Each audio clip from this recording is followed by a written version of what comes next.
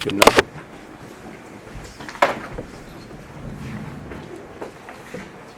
Morning all. Welcome to our December the 7th council meeting. Welcome to those in the audience. Everyone will notice we do have microphones this morning. We're not live streaming. The technology's not quite there yet, but we'll get there hopefully by next week. But we're going to use the microphones today, or try to use them as much as we can. So I'll call the meeting to order, and I'll read the land acknowledgement. As we gather, we recognize and acknowledge the traditional keepers of this land with whom we share today. The Township of Southgate is a part of the traditional territories of the Anishinaabe, Six Nations of the Grand River, Saugeen Ojibwe Nation, the Haudenosaunee, and Saugeen Métis. The land that surrounds us is part of who we are as it reflects our histories. May we live in peace and friendship with all of its diverse people. Do we have anything for open forum, Madam Clerk? No, Mayor Milne, no one signed up today. Thank you. I have a confirmation of the agenda as presented. Martin and Monica, any discussion? All those in favor? That is carried. And I forgot, Joan, to say good morning to you. Good morning, Joan. Again, I'll try to remember that you're on the screen there, but if you need to speak up, just do that. Just jump in and speak up, please.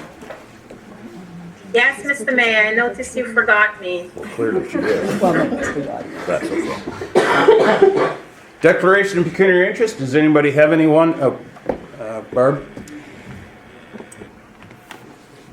Thank you, Mayor Milne. I will be declaring a conflict of interest, pecuniary interest in the committee appointments, public members committee appointments, as the person recommended for the Police Services Board is my spouse. Okay, thank you very much for that. So we have two public meetings this morning to deal with. The first one is, well, I guess I better read the script, right, Holly? Yes, I should, yes. This is a public meeting concerning proposed zoning bylaw amendments pursuant to Section 34 of the Planning Act. The first file is C18-22, Tyler Caldwell. Any person or public body is entitled to attend the public meeting and make written or oral submissions in support of or in opposition to any of the proposed zoning bylaw amendments. Written comments should be submitted to the clerk, Lindsay Green. If a person or public body does not make oral submissions at a public meeting or make written submissions to the Township of Southgate before the zoning bylaw is passed, the person or public body is not entitled to appeal the decision of the Council of the Township of Southgate to the Ontario Land Tribunal, and in addition, they may not be added as a party to the hearing of an appeal before the Ontario Land Tribunal, in the opinion of the board, unless there are reasonable grounds to do so. So the first file this morning, as I mentioned, is C18-22, Tyler Caldwell. The purpose of the proposed zoning bylaw amendment application is to permit a 24-hour gym to be located on the subject property. In addition, the bylaw will provide relief from the parking requirements as required. The effect of the proposed zoning bylaw amendment would be to amend the provisions of the C3-54 zone that is on the subject lands to permit a 24-hour gym and the parking that is required. The lands are described as Plan 480, Block J, Lot 1 to 2, Geographic Village of Dundalk, further described as 141 Main Street West. Madam Clerk, may I please have confirmation that proper notice was given in accordance with the Planning Act? Yes, Mayor Milne, proper notice was given in accordance with the Planning Act, both the sign posted and notice sent in the mail to the abutting properties within 120 meters. Most excellent.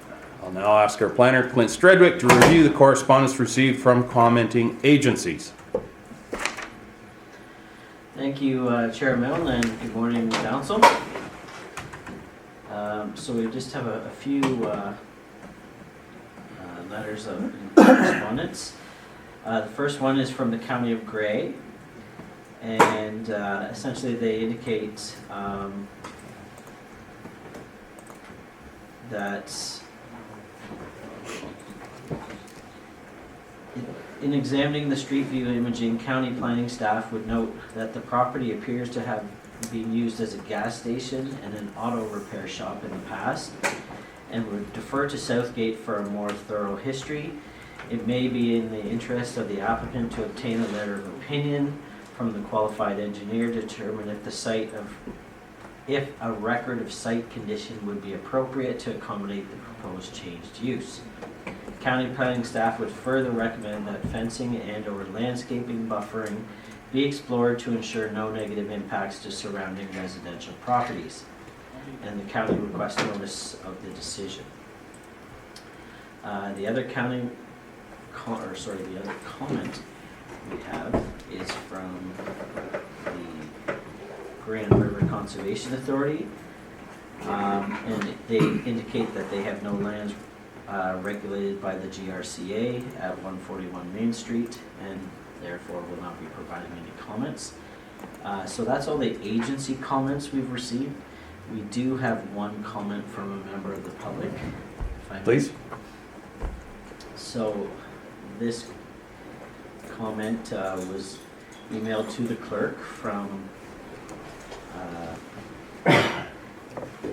Tammy Benoit, I believe is the name. And it says, "Hello, I'm in disagreement to the zone change for a new gym. It's a very premature of the leases to fill this building with gym equipment, assuming that the zone change has already been approved by council. This is not acceptable and should not have happened. The gym seems to cater to a young generation, and I don't agree with 24-hour access. People have young children on Main Street, and having people on Main Street at all hours or making that area a hangout spot for the younger ones. It's going to create an issue with gatherings, noise, or possible break-ins. If the building fails, if the business fails with the new zone change, would the new zone change allow for a cannabis store to go in like it did for Shelburne? I say no to this zone change. Keep it as is. Find some other use for its current zone." And that's all the comments I have on that. Thank you, Clint. I'll now ask if the applicant or agent is present. Please identify yourself by stating your name for the record, and would you like to make any representation on your application? Sorry, all that with the microphone. Yeah, so Tyler Caldwell and my wife Randy Caldwell. Excellent. How do you, Oh, do do you want them to come up to the, His voice seems to carry, so you're probably fine, but if you want to use the microphone, that's fine too. Yep. It's not recorded or anything, so. Yes, it Yes, it is. is. Oh, it is? Oh, Yes. okay. so maybe use the microphone just so it, yeah, please. You may just have to hold the button. Okay. And welcome. Yeah, so thank you for taking the time to let us speak today. Thank you, council and public as well, for the support. We just wrote up a little quick thing here. So again, my name is Tyler Call. This is my wife, Randy. She's been a huge inspiration through her passion and commitment to the fitness industry and the health industry. Randy has been training and coaching out of our garage for almost 2 years now, which has really indicated and supported the idea that Dundalk is in need of a gym. With very limited locations, 141 Main Street was our only option to fulfill our long-awaited dream of ours, to help people to get involved within our community, to support families, charities, and our local businesses. We are here today to amend the current zoning that only allows a mechanic shop or a gas station to this location and allow a 24-hour access fitness facility. Opening a gym is much more than a hangout for youth. More than a place to just work out, it's an outlet, a safe place, a social outing, a place to push yourself. It's a therapy, an investment into yourself. The gym will be 24 hours with key fob access and video surveillance inside and out. This ensures the safety for our members, neighbors, while drastically reducing mischief and theft. But please keep in mind that opening a gym does not impose any greater risks than any other businesses, but in fact would significantly reduce those. We have also renovated the building to be one of the very few to be barrier-free. Our parking, our entrances, and washrooms are all fully accessible and barrier-free. For the future of the gym, we have big plans and many ideas. These ideas will bring people and the community together, put Dundalk on the map, and ensure the success of not only our businesses, but our staff and our members, and the community as a whole. that's all I have, and I will give the floor to my wife here so she can add a little heart and passion to this industry that she loves so much. Is this actually working? I don't think can you hear yourself in it? Alright. Thank you again for meeting us with today regarding opening a gym in Dundalk. As my husband said, my name is Randy Caldwell and I have been a resident of this community for almost 18 years. At Skull House, we will be catering to all of the people in Dundalk that want to better themselves physically and mentally. As I'm sure you all are aware, it's actually scientifically proven to release dopamine and serotonin in the brain, leaving you in a better state of mind. Because of this, exercise is extremely important for everyone, especially those who battle from anxiety, depression, and even panic attacks. I myself, as a mother of 4 kids, can personally tell you the beneficial impact the gym leaves on me mentally and physically. Since I have found an outlet in powerlifting, it has been my goal and my mission as a coach to help give back to each and every one of my clients, to gain the knowledge and what I have gained from working out, so they can benefit from what I have an outlet alongside bettering themselves physically and mentally. I'm getting all emotional. With my training, I don't just put my clients through a workout and sweat a little and then send them on their way. I care for each one of my clients. My clients are a variety of different people. I train firefighters, I train nurses, I train dog trainers that train canine units for police. I train moms that just need an hour to themselves. I train kids that suffer from self-esteem issues. I don't know how to talk to their parents. I train people that suffer from depression. I help females that want to lose weight just so they can be healthier to finally carry a baby to full term. I can't tell you how much this part of my job means to me. Being someone's safe place to turn to or borrow my belief in them when they need it the most means the world to me. This is mine and Tyler's dream, to build a community of people and a safe place for our town. Thank you. Thank you very much, Tyler and Randy. Good presentation. Your commitment to the business is clearly visible. Thank you. So we'll carry on with the process here. It's a very scripted process, so we need to go through it. Is there anyone present who would like to make a submission in support of this application? In support? I'm in support. And your name is? Stephanie Carrier. Thank you very much, Stephanie. Is there anything else you'd like to say? Just honestly, Rainey has changed my life. I've been a resident of Dundalk since December 2019, and then COVID hit in March. I'm a mom of 3. I live about 10 houses down from the gym, and COVID has played a big part, and I hit my highest weight. I lost my self-esteem, and I didn't have time for myself as I was homeschooling at that point, 3 kids. And at that point, I decided I needed to put myself out there, and I was like, I need someone that's going to accept me for me. This is my first time really stepping into a gym or any with gym equipment, and everyone recommended Randy. So I was like, you know what? I'm gonna give it a shot. So I did, and you know what? For the past, it'll be a year in July. It has been the best year. I've lost 60 pounds and still going. I've gained confidence in myself, and you know what? My kids have the best mom that they could have. And at the end of the day, it's not just helped me, because I get that hour twice a week of it's my time. It's my time to relieve any stress I have or any issues I have with myself. I can gain that confidence back. And even Tyler, in the background, Tyler has been a good sport too, and it's been the best thing for me. So to take that away would be a huge, huge impact to a lot of people. Considering also too, like I said, I live 10 houses down, and I've driven past at 8 o'clock at night, and there's no one there. 9 o'clock, there's no one there. My husband comes home at 2 o'clock in the morning from work, there's no one there. So it's a lot better to relieve steam and stress from working out than it is to hang out at Timmy's or the park. So I'm in agreement of keeping that. Very good. Thank you very much for your support. So we'll carry on here now. Is there anyone present who would like to make a submission in opposition to this application?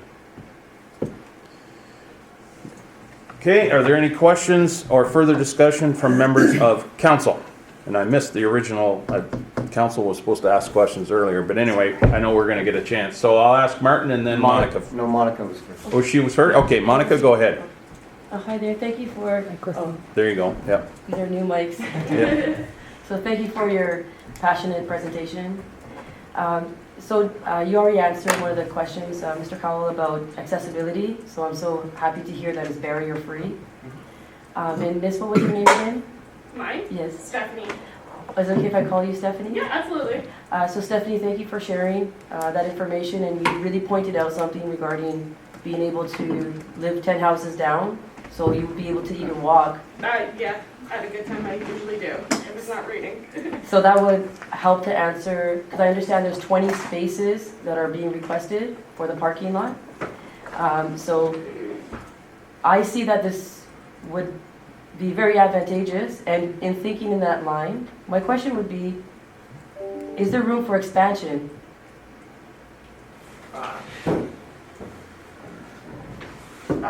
As in for the building to expand? So with increased participation and with these hours that are presented, as time goes by, I'm going to just add a point B to the question, so maybe we can answer it together. Is there room for expansion in terms of the parking spaces? I'm not sure if that's been considered. No way. And the other one is, like, how would you prepare for that? And have you considered, like, is there like a bike station or some other modes of transportation that people might come without using a car? So, because I know there's a few questions there, so. Yeah, for expansion of parking, the pavement actually goes right to the back of the building. So we could talk with space planning or whatnot, and maybe there's a green space in the back, if that has to be parking. I don't know what the rules are for green spaces, but there's that as well that we could venture into. Being so close downtown, yes, we have lots of walkers, bikes. If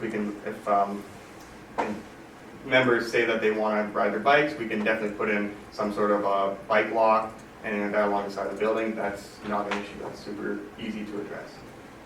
Thank you. Thank you. Martin? Good morning, Randy and Tyler. I just want to say that I think it's a great idea what you've got going. Just a comment before I ask Clinton the correct question. And you're obviously passionate, and I must admit, your little map of what you will intend to do is one of the best drawn maps I've seen.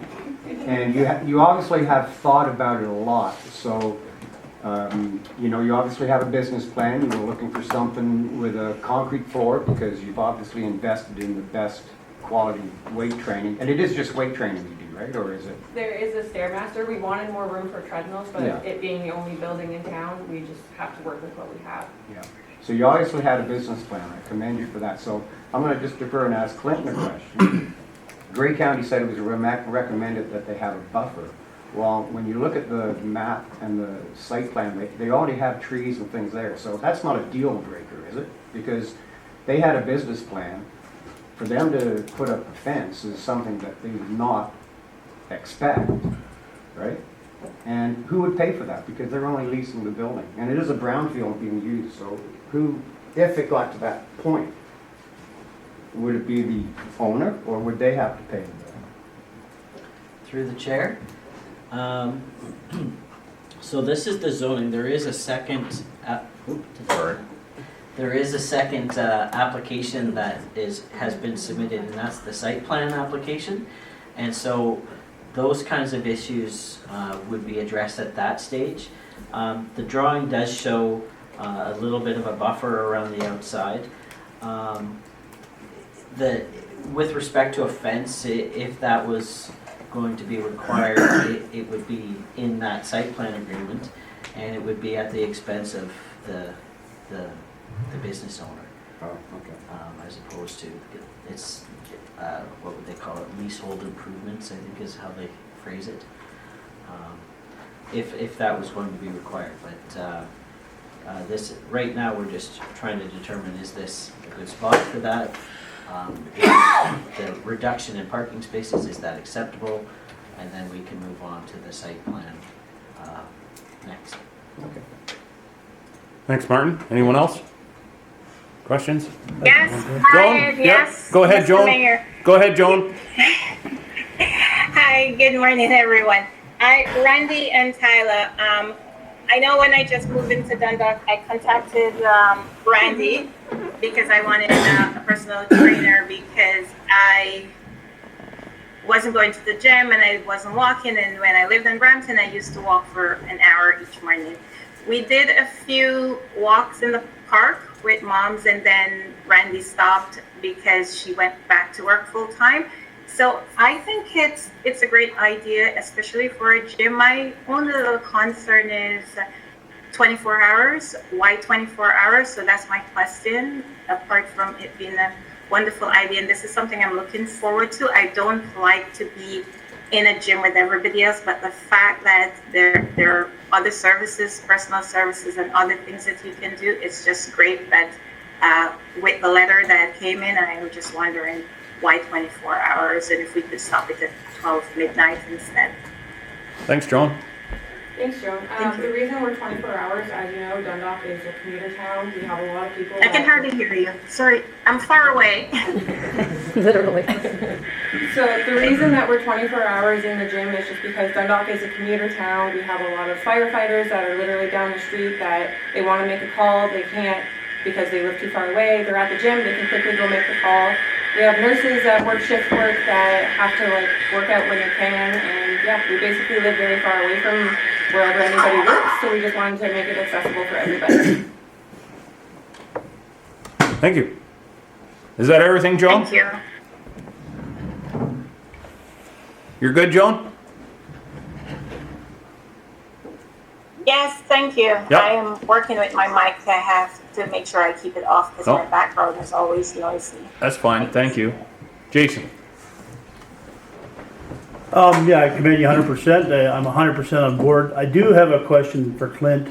If the zoning gets changed, which the one woman that opposed it said, and hopefully your business doesn't fail, but since it is a residential area, could a cannabis store or something like that go in after? I'm hoping that doesn't happen. Hopefully you're... No, I am. Yeah, no, but since it is a residential area.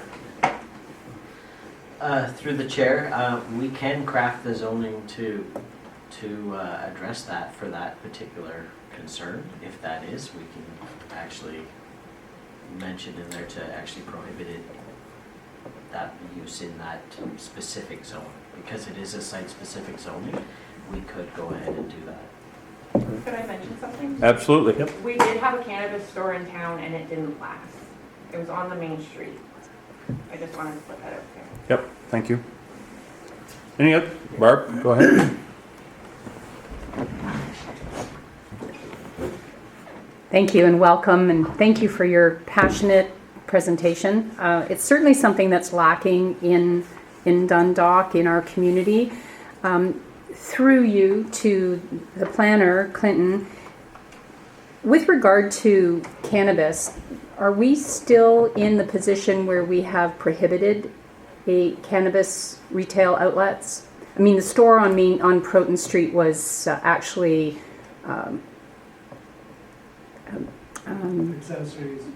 equipment, like Head shop. it wasn't. Yeah, head shop. Thank you. It wasn't. It wasn't actually cannabis for sale, because we didn't opt into the retail store.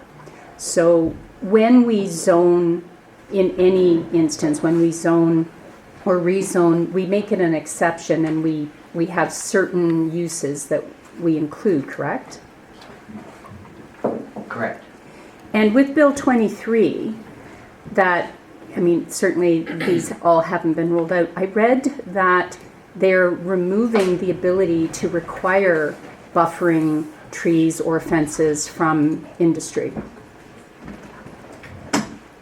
Was that Bill 23, or was that just another That might planning be a bill? different bill. Okay. It could be. They They're- seem to have packed everything into the various couple bills that have been approved lately, but I'm not aware of that particular provision. Now, I but- might have read it in a more recent one that they're throwing down the pipe. Yeah, All right. I'll have to.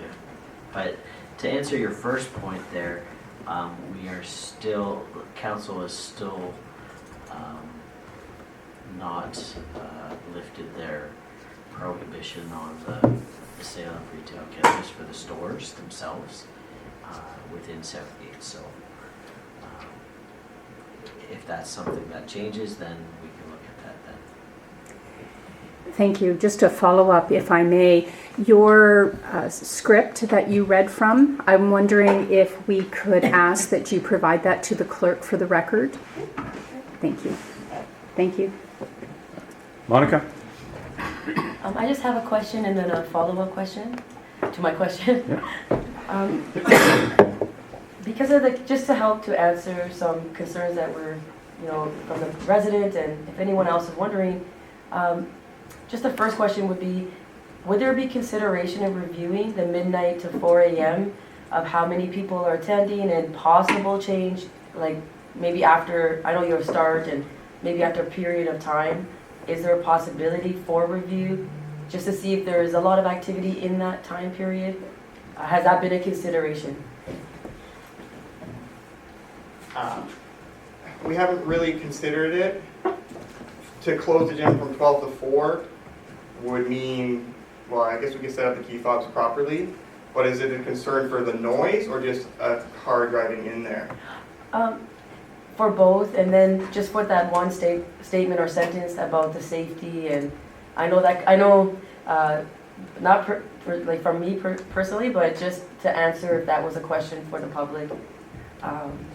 To assume that somebody working out at 4 in the morning is going to be unsafe or cause problems, I mean, you're almost suggesting that we should put a gate across our parking lot so nobody can even go in there, possibly. With the sound, I would say for buffers, do we have to, are we having to add buffers for the sound because we're a gym? If it's just a mechanic shop, did they not have to? And to suggest that we're going to be louder than mechanic shop is assuming. Okay. I just wanted to add something. I just wanted to add that 16 and under can't be in the gym unsupervised. So there won't be like a hangout spot for teenagers to just go and be there. I was told in the summertime when we had the building inspector, Ben Fisher, come in, that he'd have to come over to the building a lot in the summertime and actually kick teenagers out from the back of the field because they would be having bonfires and throwing litter everywhere. And now the building is 24-hour surveillance on the go all the time. So any noise goes by or anything happens, our phone gets notified. I just wanted to add that.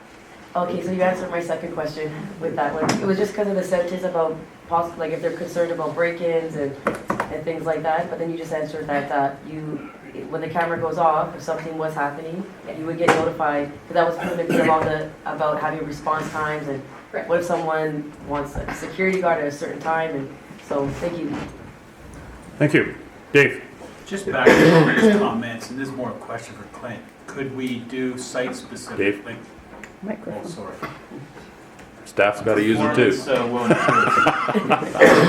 Could we do site-specific zoning and just say gym use only, and as long as they use it or sell it for gym use, but otherwise, if it ceases to exist, it would revert back to the previous zoning?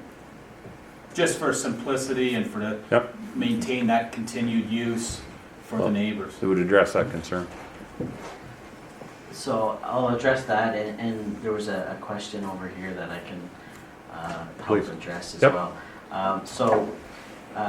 Yeah, the simple answer to Dave's question is yes. We can say it's only allowed to be a garage, which is its current zoning allows for, or alternatively the gym use. Any other uses must require a zoning amendment, or will require a zoning amendment. So that's easy enough to fix. With respect to the buffering and noise and those sorts of issues that we're talking about, it's not so much the noise per se with something like a 24-hour one next to residential. It is if it's a restaurant or something and they have a loudspeaker for taking orders and whatnot. That's a typical complaint from a typical is the speaker for a neighboring residence at 4 in the morning.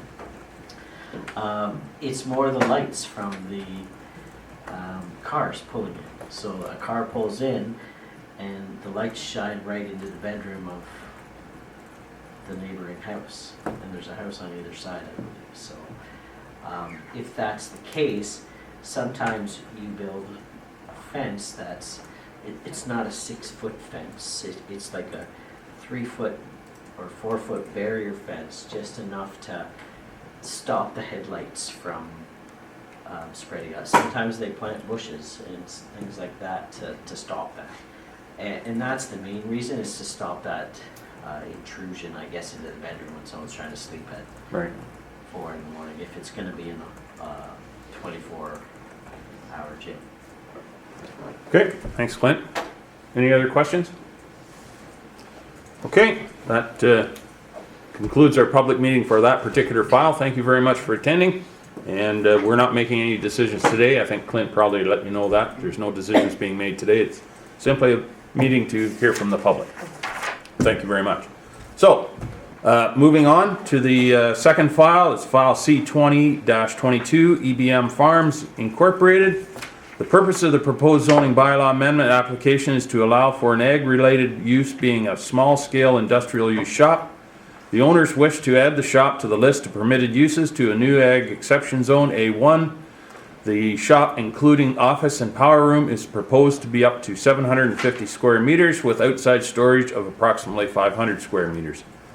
The effect of the proposed zoning bylaw amendment would be to change the zone symbol on a portion of the subject lands from ag exception A1-8 to ag exception A1, whatever the number will be, to permit the industrial use shop. Any environmental protection zone boundary may be adjusted based on Conservation Authority comments.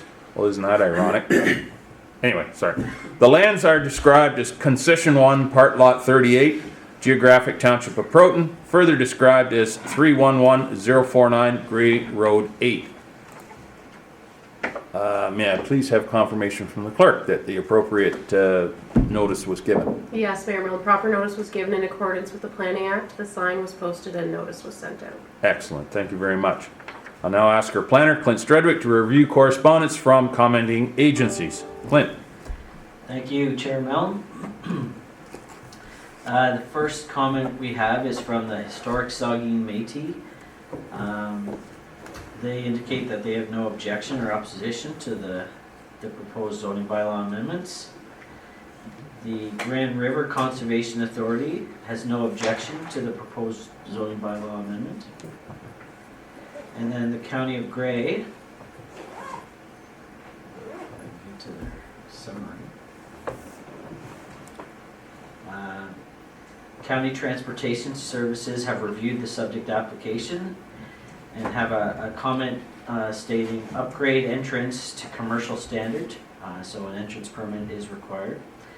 And provided the entrance is upgraded to a commercial standard and an entrance permit is applied for, county planning staff have no concerns with the subject application.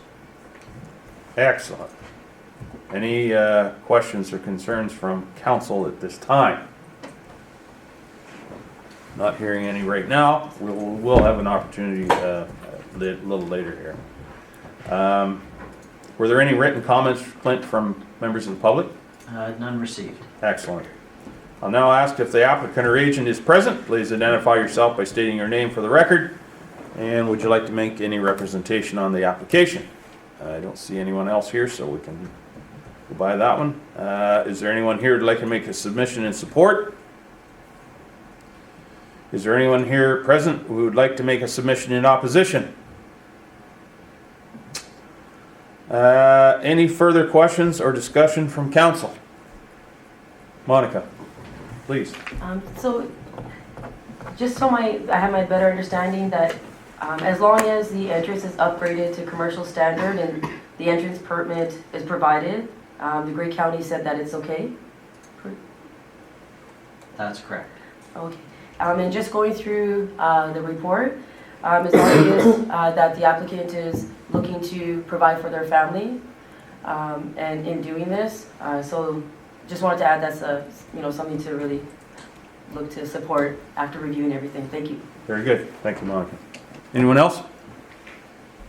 All right, I'll declare this public portion of the meeting adjourned at, oh, wait. Barb, go ahead. Sorry. That's quite all right. Thank you very much.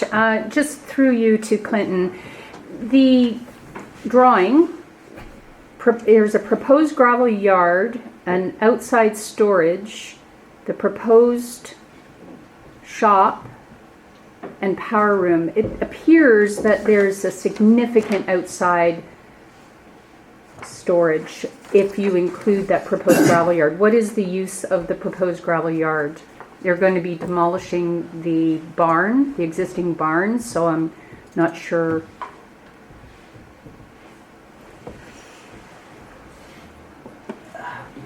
The gravel yard could be turnaround for vehicles or what have you.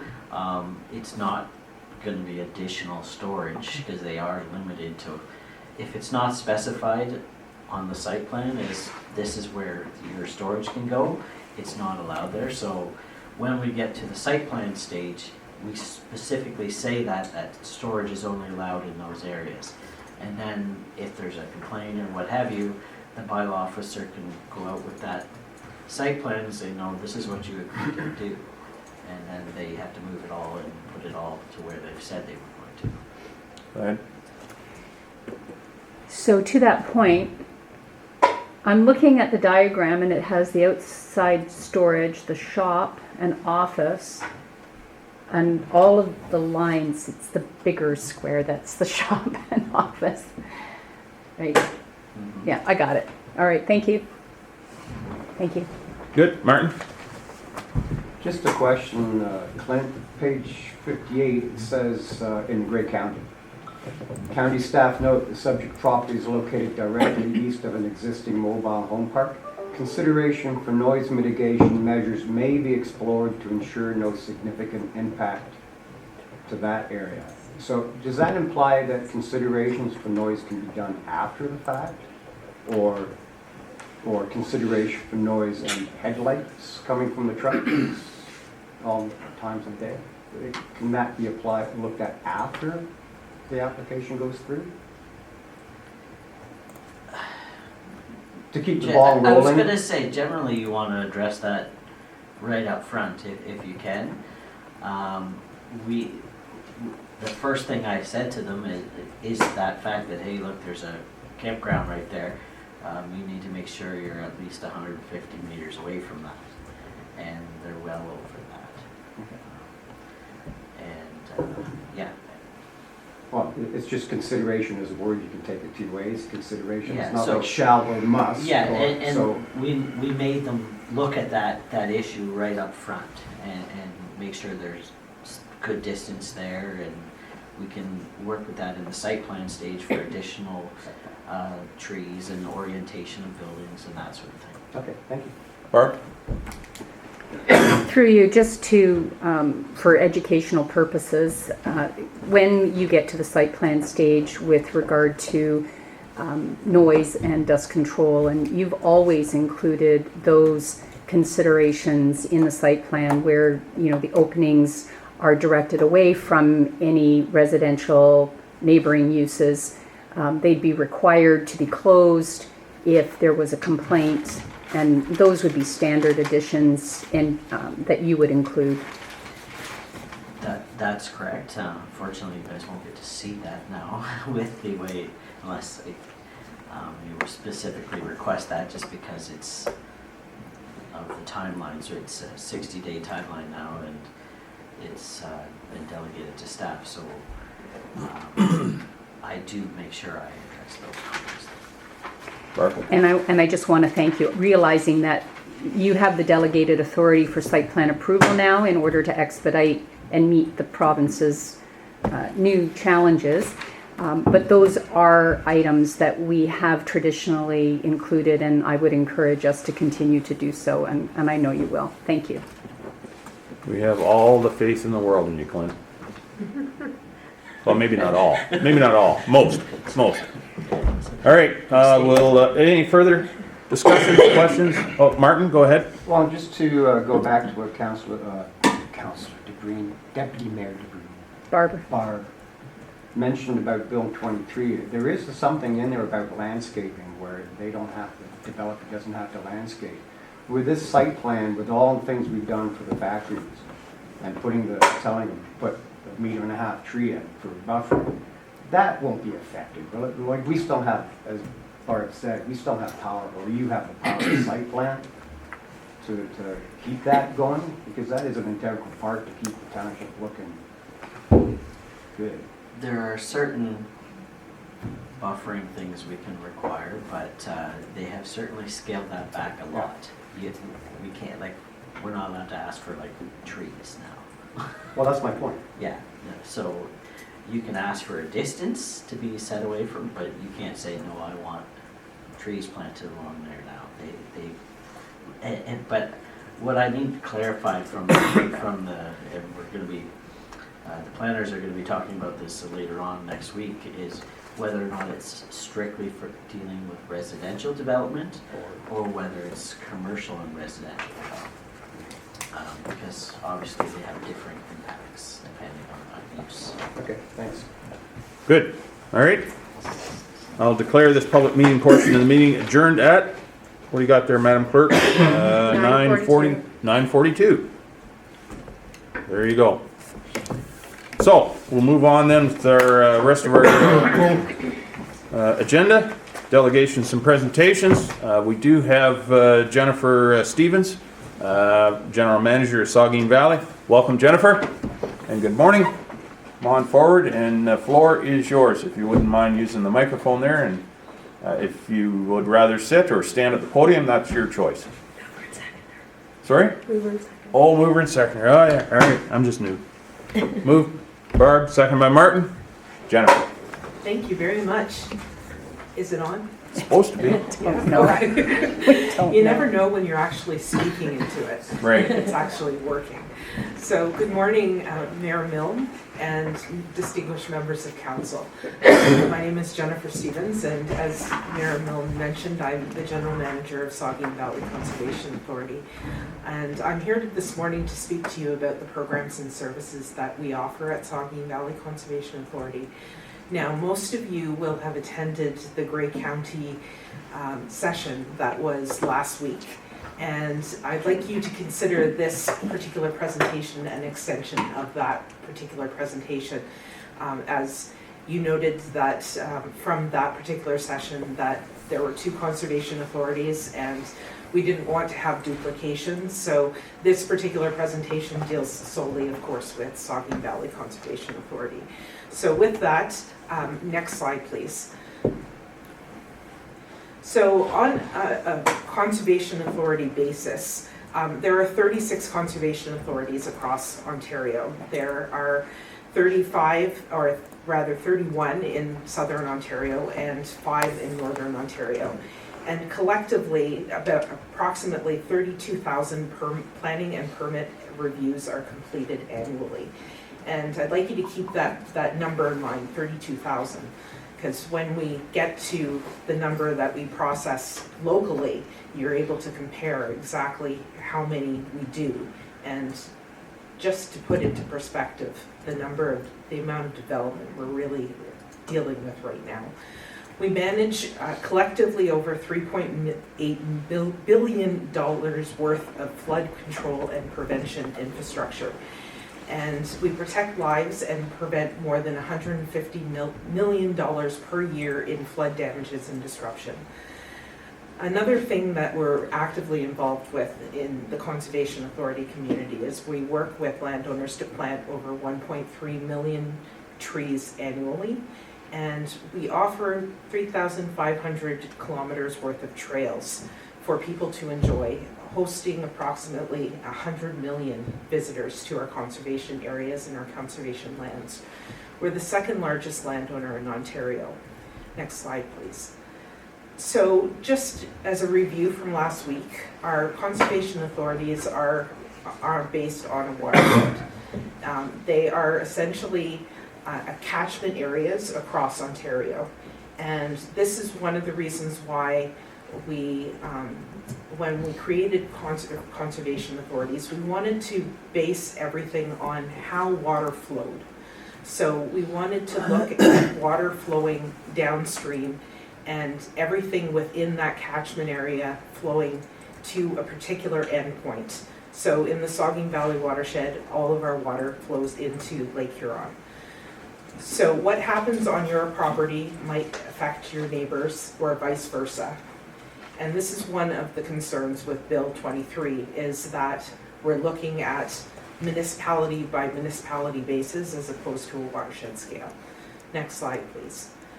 So you can actually see the jurisdiction here of Saugeen Valley Conservation Authority. We are the third largest conservation authority by jurisdiction in the province. Next slide, please. And this particular snapshot was provided to you last week. Essentially, I will be going into some detail on the next few slides, but we do have 15 municipalities that are part of our jurisdiction and 15 directors on our board of directors. Next slide, please. So at the end of our presentation last week, we spoke to mandatory programs and services. So essentially, the province of Ontario put forward a regulation at the end of 2021, and that regulation required that conservation authorities take part in mandatory programs and services. They could also take part in non-mandatory programs and services, but the essence it has been since 2019 through amendments to the Conservation Authorities Act is that conservation authorities get back to their mandated activities. And those mandated activities we will go into some detail about today, but essentially what the board of directors from Saugeen Valley Conservation Authority has directed staff at Saugeen to do is that we are going to focus on our mandatory programs and services. So one of the regulations that did come out at the end of 2021 requires us to develop what is called an inventory of programs and services. That inventory requires us to detail all of our programs and services and split them into 3 different groupings.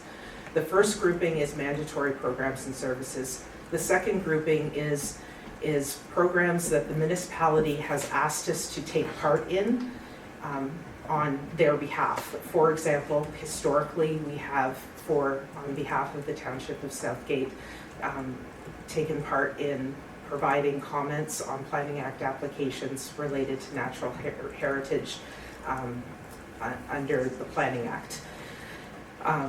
There is also Category 3 programs and services, which are also non-mandatory, but they are essentially what the Conservation Authority deems to be necessary in order to advance the mission of the Conservation Authority. What you'll find as I talk through this presentation is that the majority of our programs and services are mandatory, and I will mention that in the end we will be having programs and services related to Category 3 that amount essentially to only about $100,000 of our $6 million budget. So our first mandatory activity, back slide, is with relation to flood and erosion control prevention. So we do have non-structural approaches that essentially regulate development in floodplains. That is related to our Environmental Planning and Regulations Department. We also have flood forecasting and warning, which I'll be talking about in the next slide.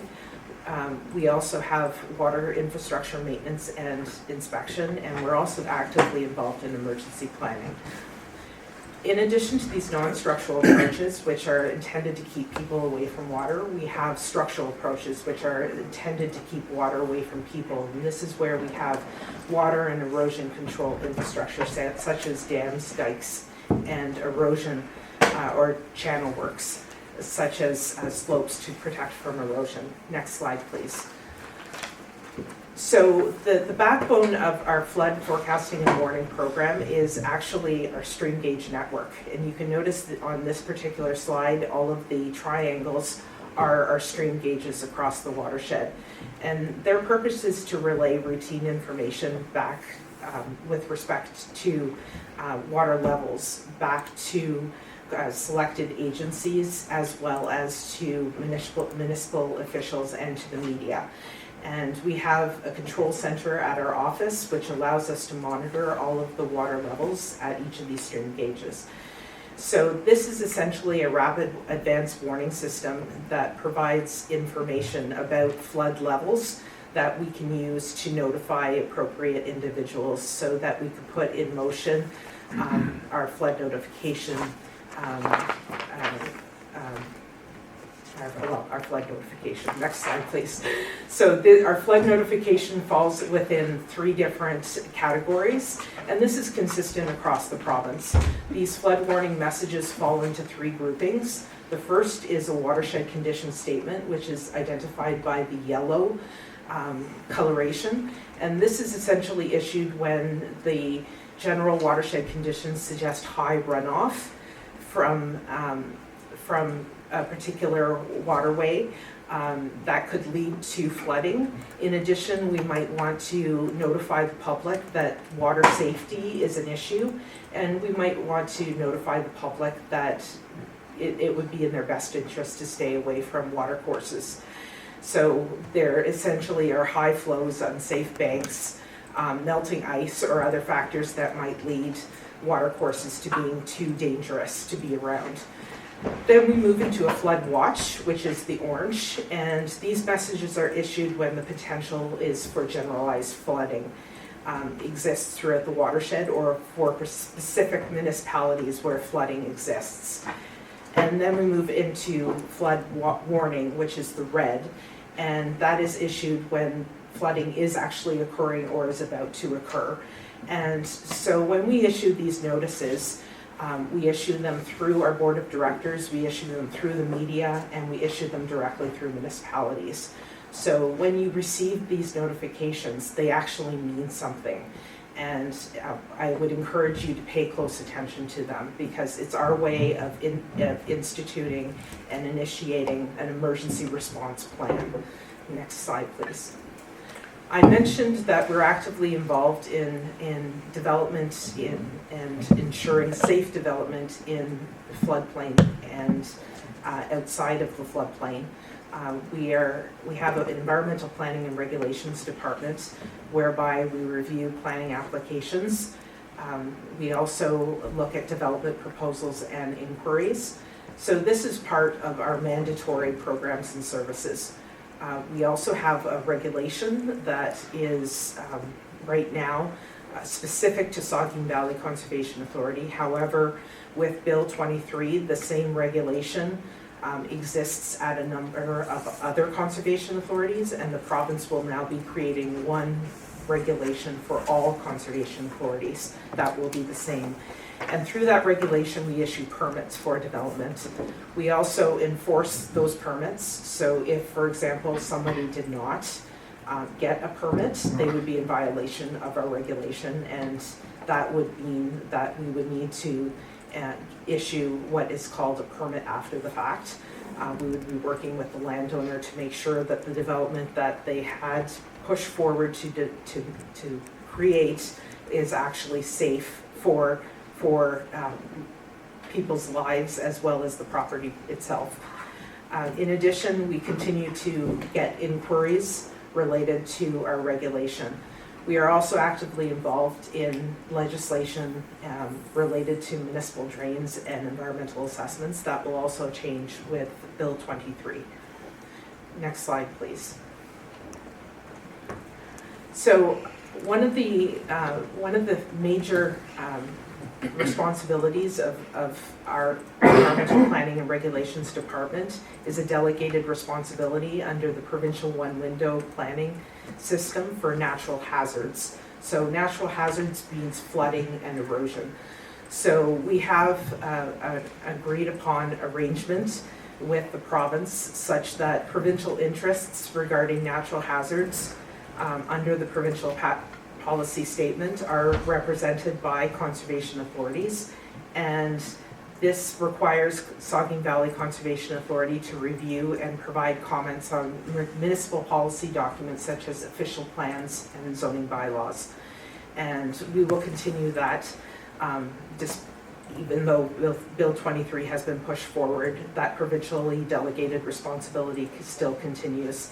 and that is a mandated responsibility under the Conservation Authorities Act. Next slide, please. Another mandated responsibility under the Conservation Authorities Act is our water quality program. So it has three elements, chemistry, biology, and hydrology. The hydrology is our stream gauge network. The chemistry and the biology is related to two of our programs that we have. One is the Provincial Water Quality Monitoring Network, and the biology is our Ontario Benthos Biomonitoring Network. And essentially our water quality monitoring program is to establish baseline water quality data for our watershed, to establish trends in water quality across the watershed, and to determine the effectiveness of our watershed programming. Next slide, please. So our surface water monitoring program, you can see here in the blue dots, we have 29 different stations across our watershed. Approximately 3/4 of them are from the Provincial Water Quality Monitoring Network, which is a mandatory activity. However, the last quarter of those sites were created by Saugeen Valley Conservation Authority to create or to fill gaps in our monitoring network so that we would have a better understanding of water quality in our watershed. So with that 1/4 of the monitoring sites, they would fall within the non-mandatory Category 3 programs and services. So to continue monitoring at those quarter sites, we would need to enter into an agreement with the Township of Southgate to continue monitoring at those sites. And we would need to continue an actual agreement with all of our municipalities to continue monitoring at those quarter sites. Next slide, please. Our biomonitoring network, which you might have recalled from last week's session, talking about animals that live in the sediment, benthic invertebrates. These particular bugs or animals have a very narrow tolerance range for specific environmental conditions. So depending on which species you find in the water, they tell you that this particular environment is tolerant to pollution or non-tolerant to pollution. And because they actually live there, it's not a snapshot of the water quality like the water chemistry is. So the Ontario Benthos Biomonitoring Network is not a mandatory program and service, although most conservation authorities, if not all, participate in some form of the Ontario Benthos Biomonitoring Network. And we would like to continue this program. So this too would be a non-mandatory program and service that we would like to continue. So in order to continue this program, we would also need to enter into an agreement with the Township of Southgate to carry on with this program. Next slide, please. Our groundwater monitoring takes place at 14 different sites where we monitor 23 different aquifers within our watershed. And the Provincial Groundwater Monitoring Network is a mandatory program and service. And through that program, we're able to acquire considerable information about the water chemistry as well as the water levels within our aquifers within our watershed. Next slide, please. We do have a forestry program. It's quite an active forestry program at Saugeen. We have a tree planting program, which is akin to stewardship, where we are actively involved with landowners in planting on their properties. We also have the Managed Forest Tax Incentive Program, where we work with landowners to develop a plan that will essentially ensure that the forestry property or forestry on their property is being managed appropriately in exchange for an financial incentive that they get from the province. We also take part in tree marking and tendering program, and we have a fairly active and expansive forestry properties. We have 8,000 hectares of forested properties across our watershed. Now this would be a non-mandatory program and service, but because it's self-generating, we would not require we would not require an agreement with Southgate to continue this program. But it is, because it is such a large portion of what we do, I wanted to make sure that you understand exactly what we're involved with in terms of our forestry operations. Next slide, please. Land conservation is a big part of what we do, and it is a mandatory program and service. We do have a number of properties that we manage. We have essentially, based on our conservation areas as well as our conservation lands, we have a number of properties in different groupings that we do manage. We allow access to the conservation areas as well as a number of our conservation lands for the public to enjoy. We have trails throughout those properties for the public to enjoy. And a number of our levy dollars, for example, go into planning and the design of maintenance and improvement projects related to the authority properties and their structures. Next slide, please. In terms of our budget for 2023, we do have a budget of $6,000, or $6 million, pardon me. Our general levy programs, which are primarily our mandatory programs, although not specifically for 2023, because we have not split the mandatory programs from the non-mandatory programs. That will be the requirement for 2024. But we do have approximately just shy of $4 million that is general levy programs. And then we do have $2 million that is attributed to self-generating programming, such as our campgrounds, such as our forestry programming. One of the things that we have continued in recent years, for a number of years, is our educational programming, which has fallen under general levy. And that's where we work with children to understand the environment and pursue environmental education. Because that's not a non-mandatory activity, we will be getting out of education. We will no longer be pursuing education after next year because it was non-mandatory, and that would require municipalities to put forward funds for that. And since the direction from our board of directors is to focus on mandatory, we wanted to make sure that we're decreasing the funds or the costs to our municipalities. Next slide, please. So for the Township of Southgate, the general levy is for 2023 is $141,000, which, if you look at your municipal tax levy, 1% is $130,000. So the municipal levy impact is 0.088%. Next slide, please.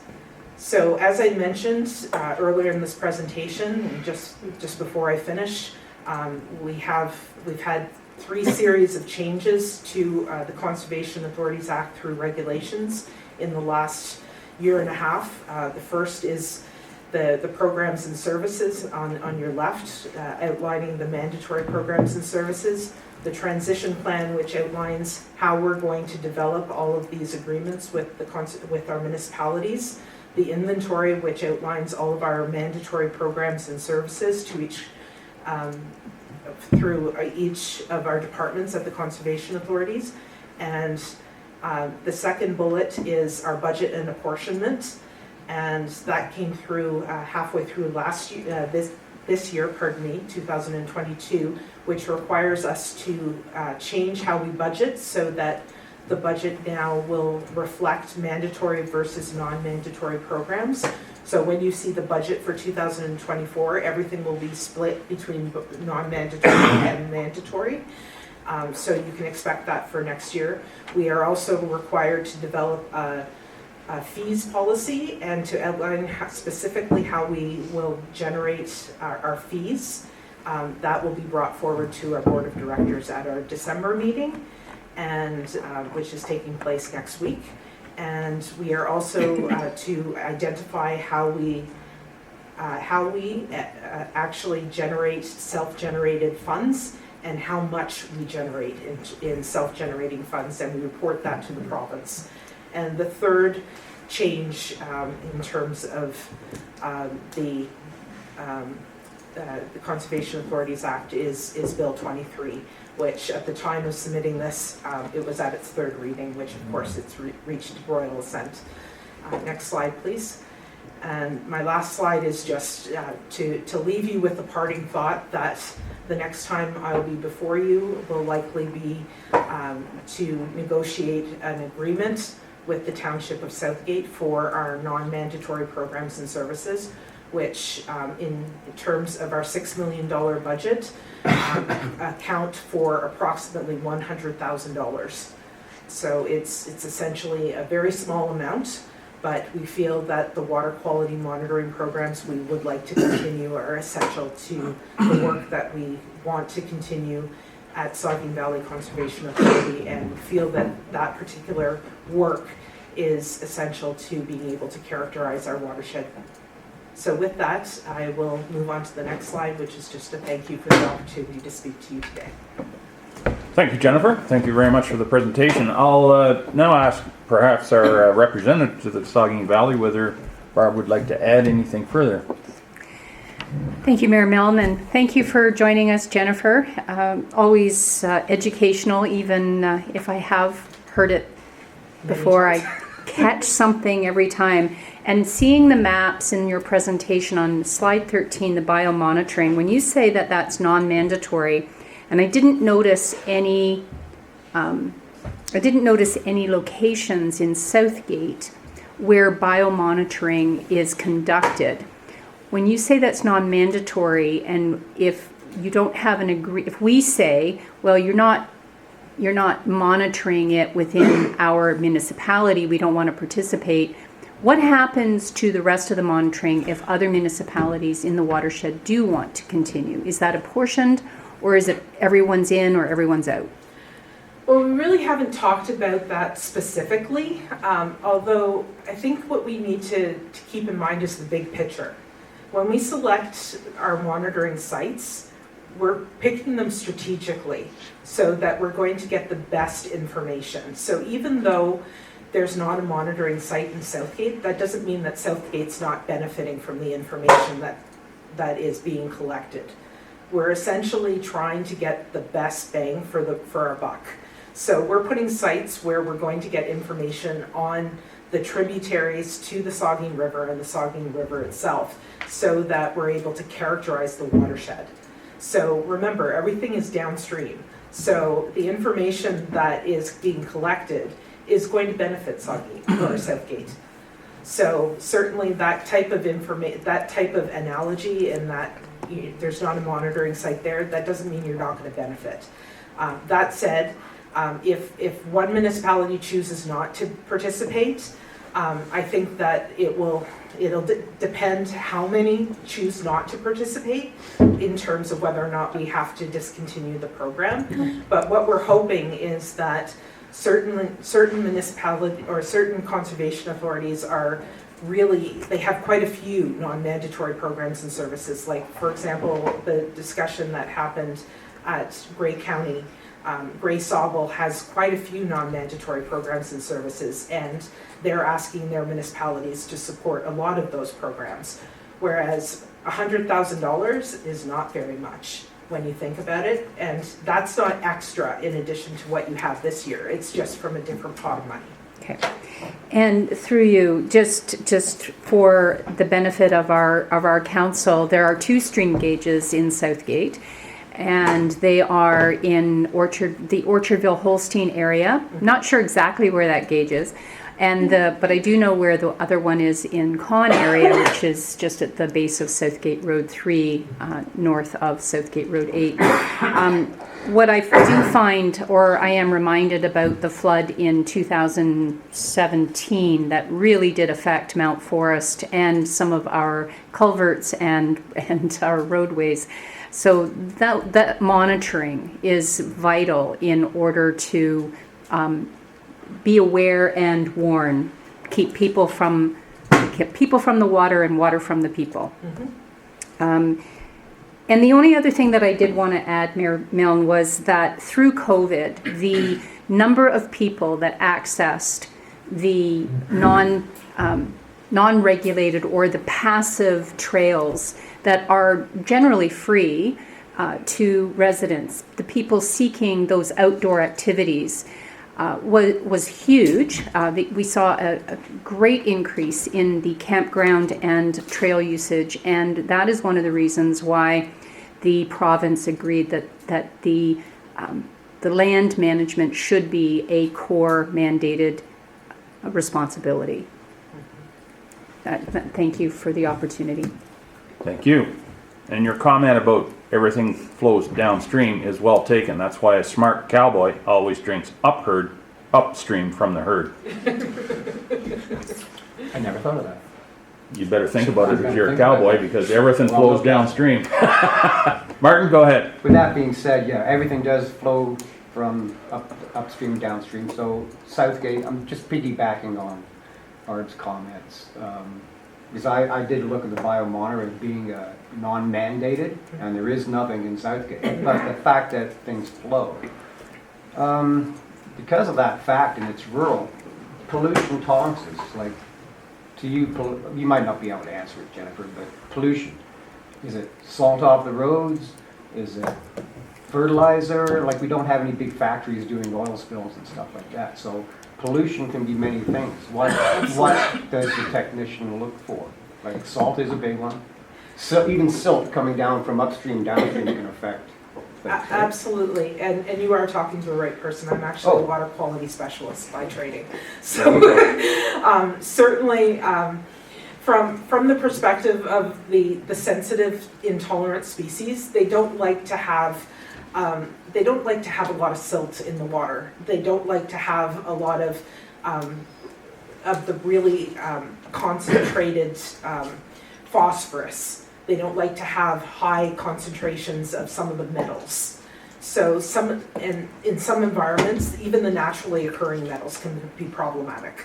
Mm-hmm. So certainly, in terms of the intolerant species, we would expect in the headwaters, such as here, for us to find more of the pollution intolerant species, because in the headwaters our environment is much more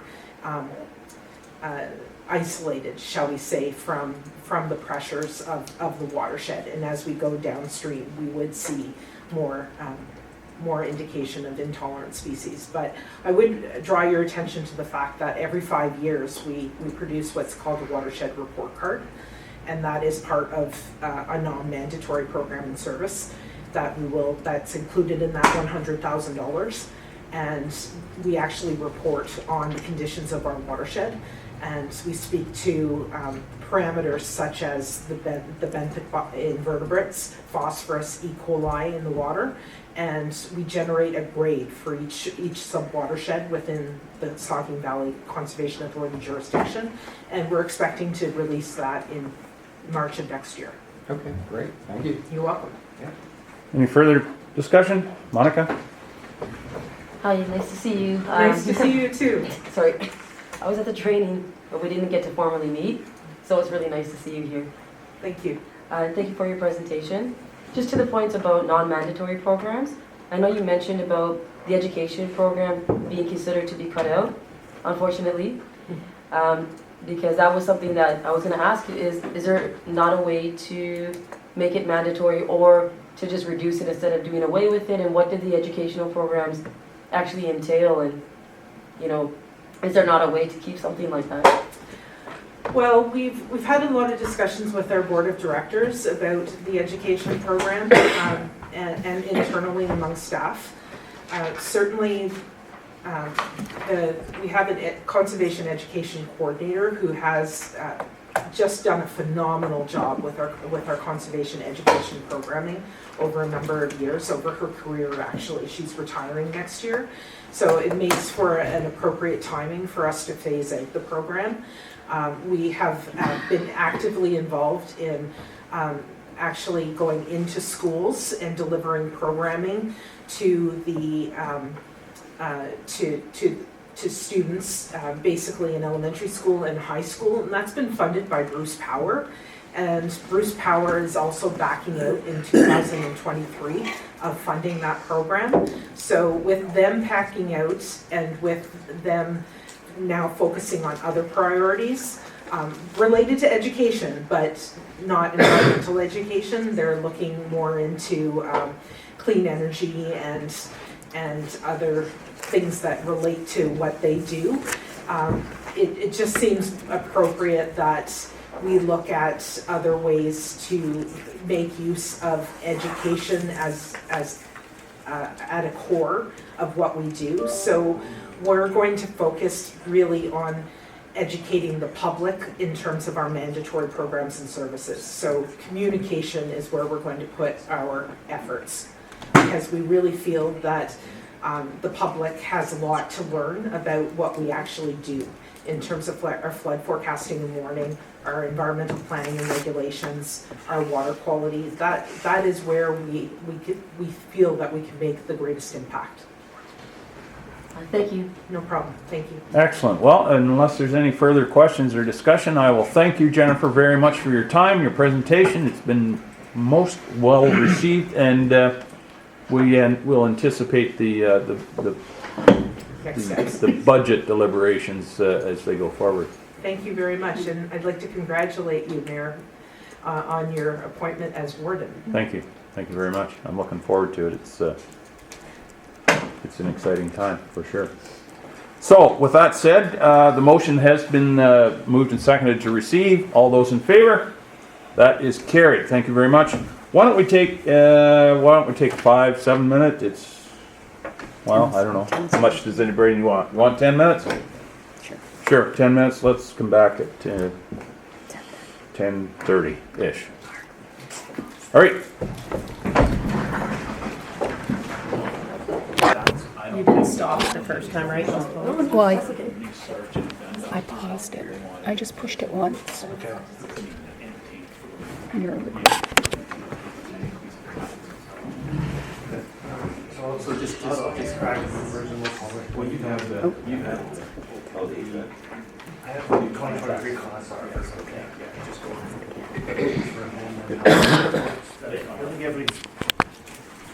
Okay, we ready to roll? Bring the meeting back to order. I just want to remind everybody that we got a big agenda ahead of us, and unless you've got a really burning question, let's try to keep things rolling along here because we're all busy. Adoption of the minutes. Be it resolved, the council approves the minutes from the October 5 open and closed sessions, the November 2nd special meeting, November 21 inaugural council meeting, November 23, 28, and 29 special council and closed meeting sessions as presented. Sorry, Madam Clerk. Can we just have a previous member of council from the previous term that would have been at the October 5th to move and second, Right. just because that's included? I do please? recall that from your report. Thank you. Barb, seconded by Martin. Any further discussion? All those in favor? That's carried. Excellent. Thank you very much. Moving on to reports of municipal officers. Fire Chief Derek Melnick. He has a report there on firefighter years of service payment. Mover for that motion? Jim and Jason? Chief Melnick, welcome. Good morning, Mr. Mayor. For this report, I understand there's been a little bit of confusion. So with it, under our personnel policy, we're asking for an amendment to the policy. It states that employees and council members that also act as a volunteer firefighter in the same 12-month period only qualify for 1 year of service. So if somebody's on public works and they're on a fire department, say they work 5 years, when they retire from the fire, or if they retire from public works all at the same time, they only get separation gift from one. So the idea is to separate it. There's 2 separate job descriptions, 2 separate job contracts. A lot of the time for our fire practices are after hours, so they're doing this above and beyond their normal jobs with this township of Southgate. For this, there's 2 employees that's gonna really be affecting, one this year, and that member has 43 years with the Dundalk Fire Department. So he was public works for Township of Southgate, and he got paid out when he retired in 2015.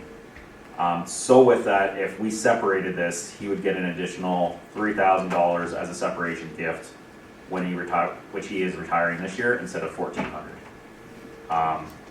Going forward, the next employee that's retired from the fire department now will get his payout for the fire department, and then when he retires from Public Works, next 5-6 years, he'll receive that. He won't miss the separation.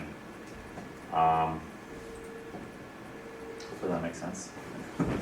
Thank you, Chief. Any questions, discussion? Monica? So like the report indicates that there are no financial implications and that this item has already been budgeted. So in this, I just wanted to add that we should use the funds that have been budgeted for those who have made use of their time to serve. Thank you. Thank you, Monica. Anyone else? Barb? Through you, Mayor Milne. So I'm not certain how this has been budgeted for, since it's a change in policy. And it's a very difficult, don't get me wrong, if they were employed by another municipality doing the same thing, they would be eligible for their service. So I get the concept, but I don't get how this has been put into reserve as we would normally do through the normal process for the additional. So through you, Mr. Chair, we have a buffer in our wages that we'll be able to pay if need be.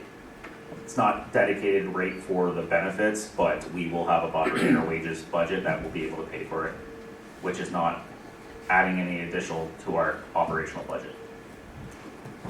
Go ahead. And just to follow up then, in this concept is, do they max out at 20 years? Like it doesn't continue on, it's a maximum of 20-year service or 25-year service, 25-year service. So they would be eligible concurrently, correct? That'd be correct. Thank you. Any further questions, discussion? Oh, Liam, sorry. Just want to clarify the budgeted question. The line says costs are budgeted each department for separation gifts, so that's the standard $200 a year per employee. So if we're an employee and a firefighter, we only accrue $200, not. And if this policy gets approved, it would be a $400 expense. $200 for the Public Works Department and $200 for the fire department. Anyone else? Okay, call the question. All those in favor? That's carried. Treasurer, thank you, Chief. Liam, your report is next. It is replacement of the folder/inserter. Someone care to move that? Monica, seconded by Jason. Liam. So our existing folder inserter was purchased in 2012, and it's not been a reliable. It's reached a point where it's not reliable anymore. At this point, we're using it for folding, and then we're manually stuffing the envelopes. So we'd like to, and in the 2023 budget, I've proposed moving to a lease rather than a capital purchase to spread the cost over a few more years. And I would like permission to move forward now so we can lock in 2022 pricing because the pricing will go up significantly on January the 1st. Thank you, Liam. Any questions? Barb? Through you, Liam, what is the cost to purchase this outright? $20,000 over 6 months. It'd probably be about $14,000 to purchase the machine. And the warranty on such a piece of equipment? I'm not sure how many years it would be, but $14,000 also wouldn't cover maintenance. The lease payment of $297.98 would also cover maintenance of the machine. And that's the challenge we've had with the existing machine when there's been an issue, there's been additional costs, having a service call for it. Follow up? Yep. So in our experience, how much have we spent in maintaining, well, obviously an older machine, obviously, but is there a maintenance program that is offered by the supplier, if it was purchased outright. I didn't explore a purchase of the machine, but I could if council wishes me to find out what that cost is. I'd like to move an amendment that we I'm not opposed to it being an operating expense, but I would like to have all of the information to compare why it's of benefit over the long term. So I would like to defer the approval of this Finance 2022-034 and request that the treasurer come back with some information with regard to purchasing the equipment outright and the ongoing maintenance of that. When would you like to defer it to?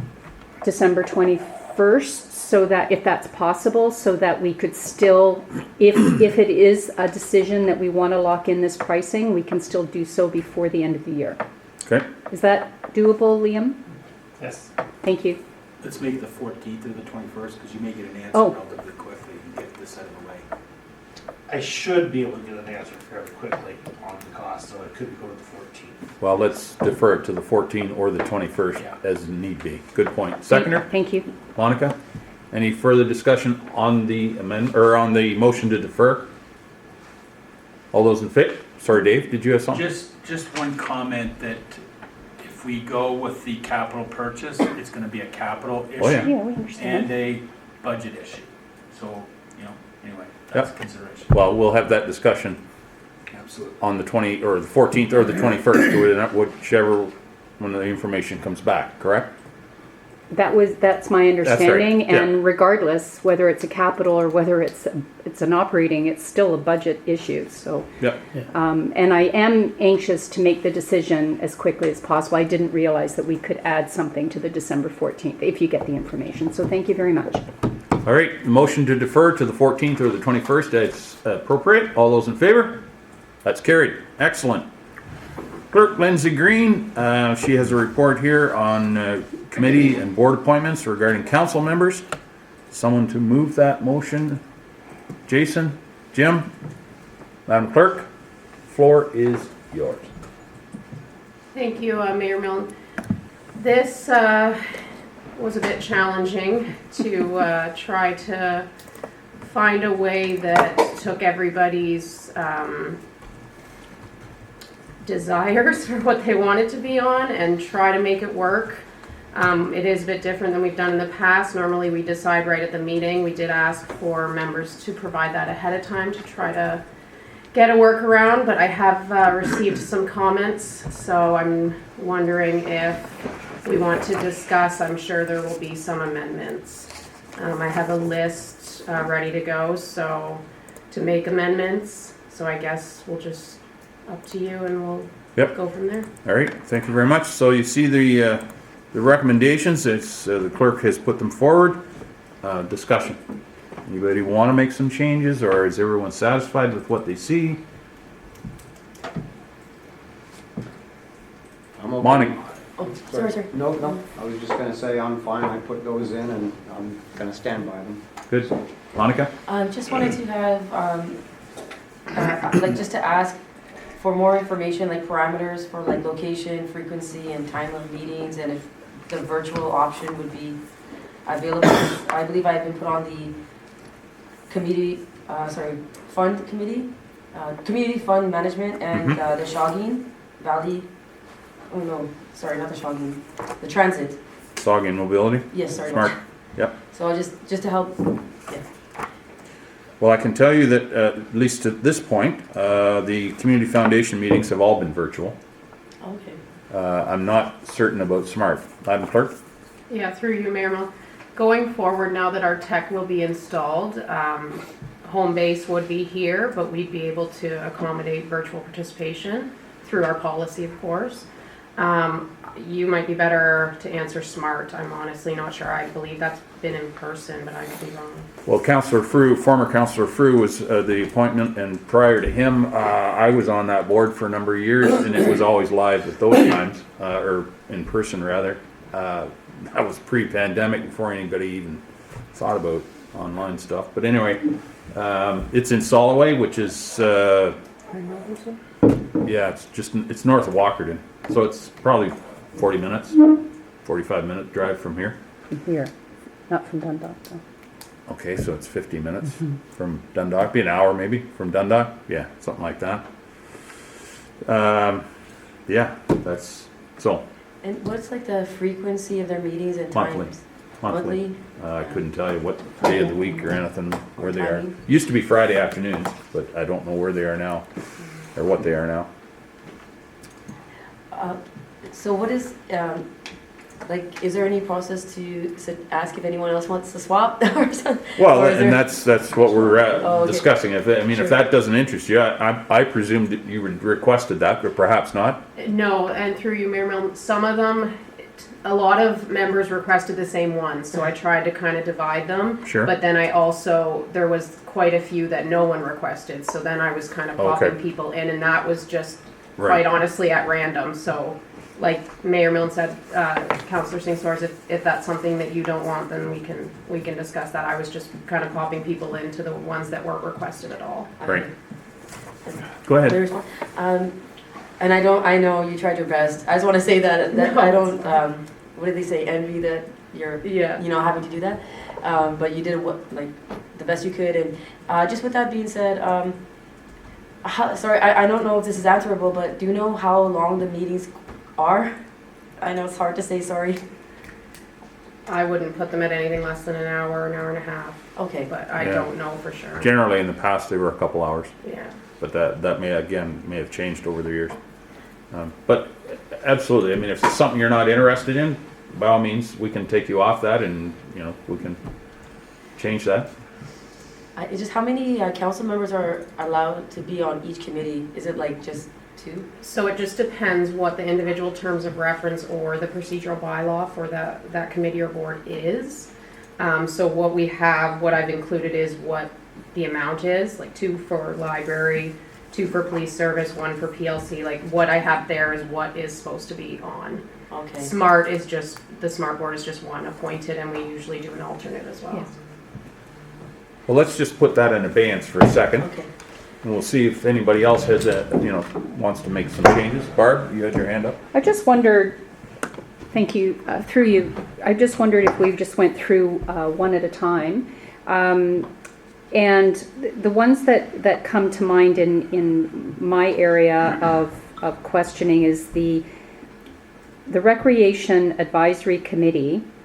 We have, Our own or Wellington North? well, I'm doing it in combination because historically, one of the members to our Southgate Recreation Committee was appointed to attend the Wellington North Recreation Committee so that there would be an exchange of information as well.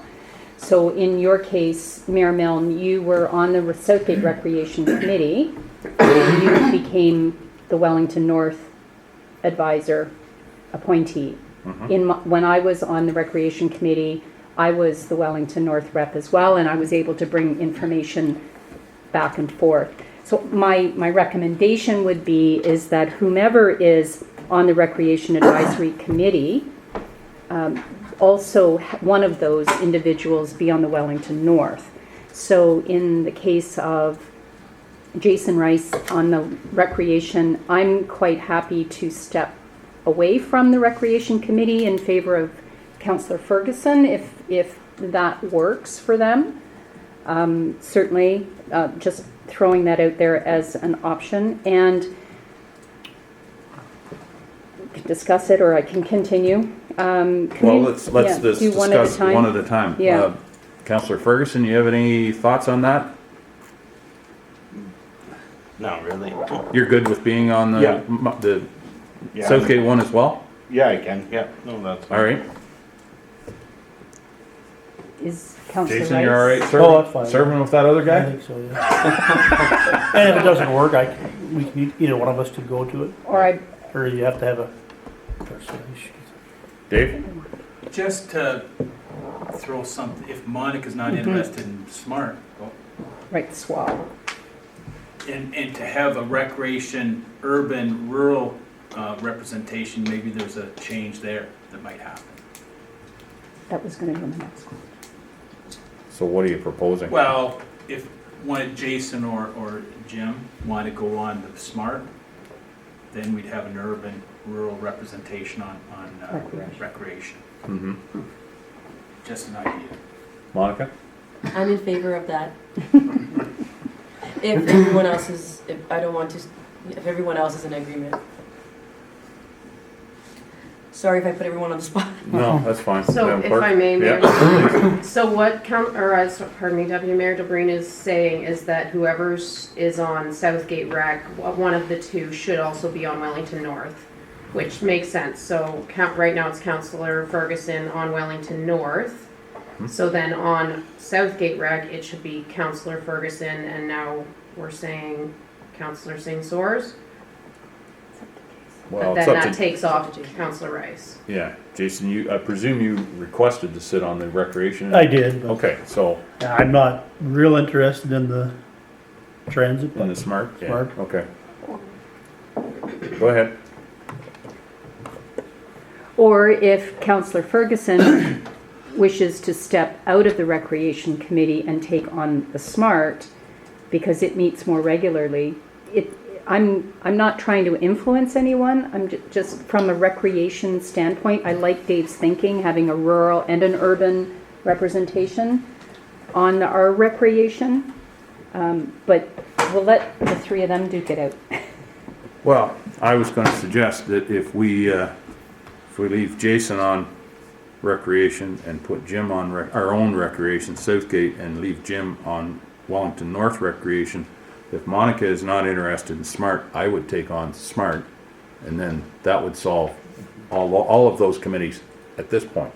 I take Dave's point about the rural urban, but I don't think, unless somebody else wants to debate it, I don't think we're that urban or that displaced from urban that somebody from rural Southgate couldn't represent Southgate Recreation in Dundalk. I just don't think we're that displaced from it. Does anyone else have any comments on that particular arrangement? Everybody seems okay with that? All right, So that would change. Southgate Rec would be Councillor Ferguson and Councillor Rice. Correct. And Wellington North Rec would remain as Councillor Ferguson. correct. And I would take on SMART to Yes. solve Monica's issue. Monica, sorry? Okay, those are good. Yeah, go ahead. I Turn your just- microphone on, please. Oh, okay. There you go. Yep. I just wanted to say, like, and I respect what you're saying, but I do go back to the CAO's a point that he made. I do think that that would be a great balance. So not to like go back at it. And then what would happen if I came off that one? Is there another committee? Because I would like to serve on not just one committee. Like, would there be room? And recreation and library were both one of my top, because I do have like a passion for it, but I'm open to Yep. learning. Yep. So I just wanted to put that out there. So I'm wondering, Madam Clerk, on the recreation, Southgate Recreation Advisory, is there a limit to 3 of our representatives, or could we, or a limit of 2, or could we put 3 on the Recreation Advisory? Historically, it's always been 2. Yep. Last year, I think it was, Holly, when Melanchthon had some issues, there's a Township of Melanchthon representative on rec. They had a period where they couldn't send anybody, so we did appoint a 3rd. But they did appoint someone for the remainder of the term, and they've already replied to me with that same person is continuing. Mm-hmm. So we will have Melanchthon representing. So the thing about the rec committee is it's very, very old, I'll say, so there's not really a terms of reference that we follow. So I don't, unless Kevin's not here, but I don't see why we couldn't. Now that would leave membership at voting members at 4, which isn't great, but I mean, it's fine. Right. If we had 3 from Southgate. Dave? So maybe we need to kind of rip this whole recreation piece apart a bit, talk about the seniors committee too. There's not enough to go there. 2 people have advised interest, and maybe we broaden it that I think it's a good idea to have Councillor Ferguson at the table representing, because we haven't in the past heard a lot from the Wellington thing through that committee, so having that representation at the table, whether it's a voting or non-voting member, but I think it's opinion that's more important than the vote. And bringing in, you know, these two members at large sort of thing that could be representing that seniors piece, to put the seniors discussion at least at the table of recreation, maybe a fit, and serve both tasks. Because it's a shame to lose the seniors thing. I think those seniors could represent the Young at Heart, the Holstein group, and the Hillside Academy group, and bring some valued public discussion on seniors issues to recreation.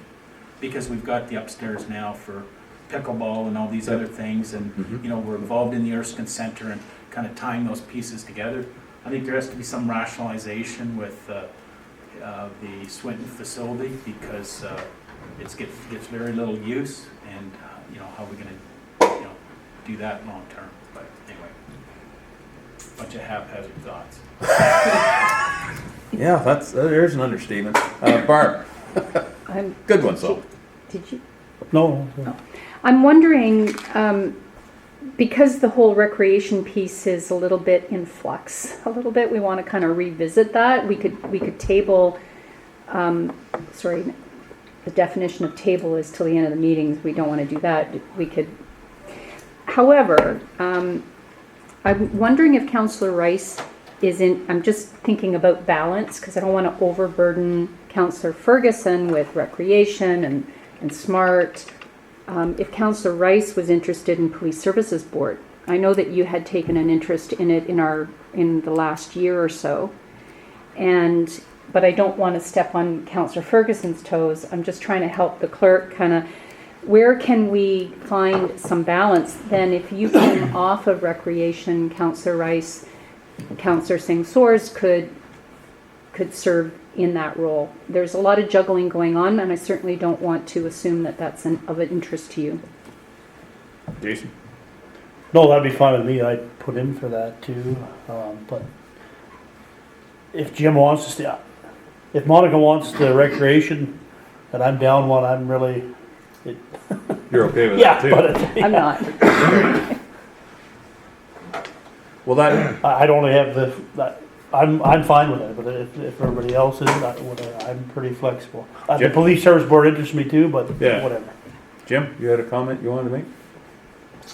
Yeah, if Jason wants to do that, I'm fine with just staying the Wellington North recreation and him staying on the Dundalk or Southgate one. Yeah.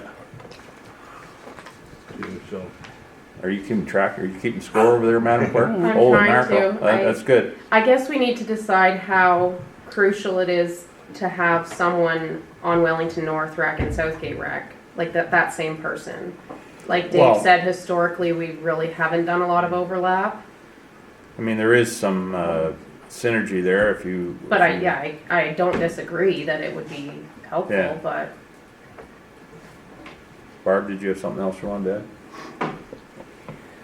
I can only speak for when I was actually on the Recreation Committee and on the Wellington North Committee, and how beneficial it was to understand what they were doing, what we were doing, what services we were providing to our residents here in the southwestern quadrant of Southgate, and how that, what we were comparing. It's certainly not mandatory, but I think it's beneficial to have that well-rounded piece. It's just my opinion. Okay, Monica? And just to add, just to get the full insight, asking again, historically, when do they meet? I should have asked at the beginning. So Recreation. Southgate Rec is 4 times a year, Thursdays at 2 p.m. Which may change just the Thursday because it runs into an agenda publishing and it's a bit of a nightmare for staff. But Wellington North, I would defer that to one of you two when they meet. Monthly. Currently monthly on a Tuesday. I'm just not sure. It's been a while. Yeah, Tuesday or Monday. Second Tuesday. And maybe, like historically, we've only met quarterly. Maybe we want to, if we're including seniors and that's kind of where it's going, maybe we want to, make that more frequent. So why could we not, if we're going to incorporate perhaps a seniors component, and maybe we'll need to retitle that committee, why could we not consider Monica on the Southgate, that committee that would represent rec and seniors? So you're saying 3 members? Yes. I have no problem with that. I think that's a great idea because, boy, when these guys, like when Wellington are meeting once a month, I think there's a lot of information that needs to get to that committee, like by, minutes getting through and agendas and, a report. Maybe we need to, and Kevin's not here, but push it back to Kevin to come up with a recommendation and based on 3 appointees and Well, I know. seniors and all that. Yeah, I know Kevin does go back and forth with the Wellington North staff too, so there is some connections there. Well, Monica, go ahead, sorry. No. So just 2 quick questions. Does the Smart Soggy Mobility interfere with the senior component for the Recreation Committee that was suggested? They're separate dates? No, that's separate. So the Soggy Mobility is a transit system that we've become a member of. It's not the same thing. Oh, sorry, I apologize. That's what okay. what I mean is like the timing and Oh, like if I were to timing. be on both. Because it's not that I'm against it at all. But I would like to, if it's allowed to be on more than 2 committees, and also if it doesn't clash. And I thought that the senior committee was removed, but maybe I read it wrong. So I am recommending in the next report that it is, but there was never ever council appointees on that committee at all. It was all public. But what I kind of am proposing at the same time is if there's still interested members of the public in the seniors aspect, that we combine it more with rec. And Mayor, if I follow up? Yep. So because the seniors wasn't included, that would have been one of my interests as well, the seniors piece. So if it would be okay with everyone, and advise me, because I'm new, I would be okay to remain on the Soggy Mobility, and the current one, Community Fund, is fine. And then if this is passable with everyone, for the seniors component, and that way Councillor Rice and Councillor Ferguson, they would stay the same way, because I don't want to bump people and all that. So if that would work out with everyone, then that would be wonderful. Thank you. So I have it right now for Southgate Rec that we're adding Councillor Ferguson and Councillor Singh-Soares and removing Deputy Mayor Dobreen. And Jason Rice. Councillor Rice as. Yes, sorry, leave Right, him, yes, Yeah. okay. No, I think is that workable for everybody? I think everybody understands where we're going with that. Monica? So Mayor, just to clarify that Councillor Rice will remain? Yes. Okay. Yep. Thank you. So there'll be 3 on that committee.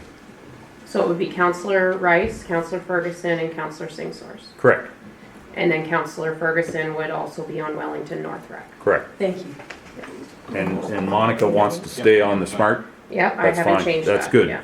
There's no limit of committees you can be on. All right. If you want to be on them all, that would make this a lot simpler.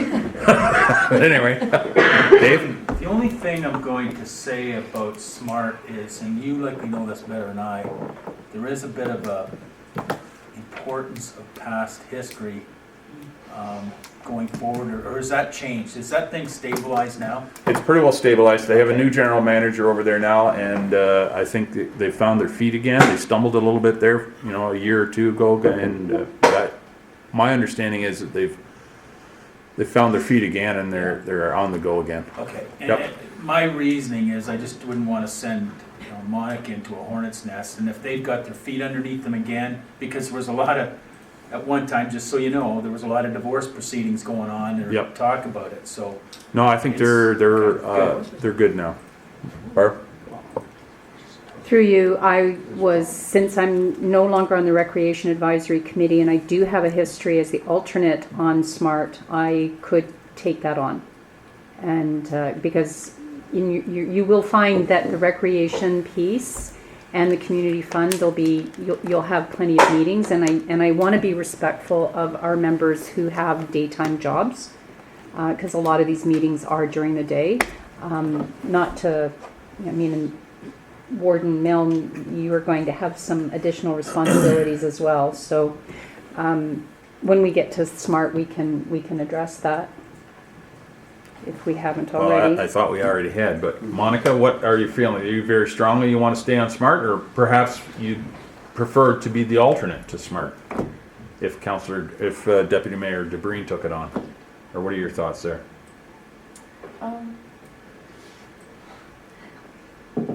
I want to, like, I wouldn't mind being an alternate, I guess, but I wouldn't mind staying on as well, Okay. just to learn. Sure. But I do respect Deputy Mayor DeBreen's comments because she's been here longer than me and she knows.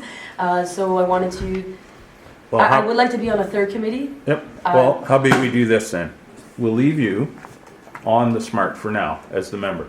If you find you can't manage, or you haven't got time, or whatever, we can always Yes. change chairs midstream. We can always do that. This is not for life.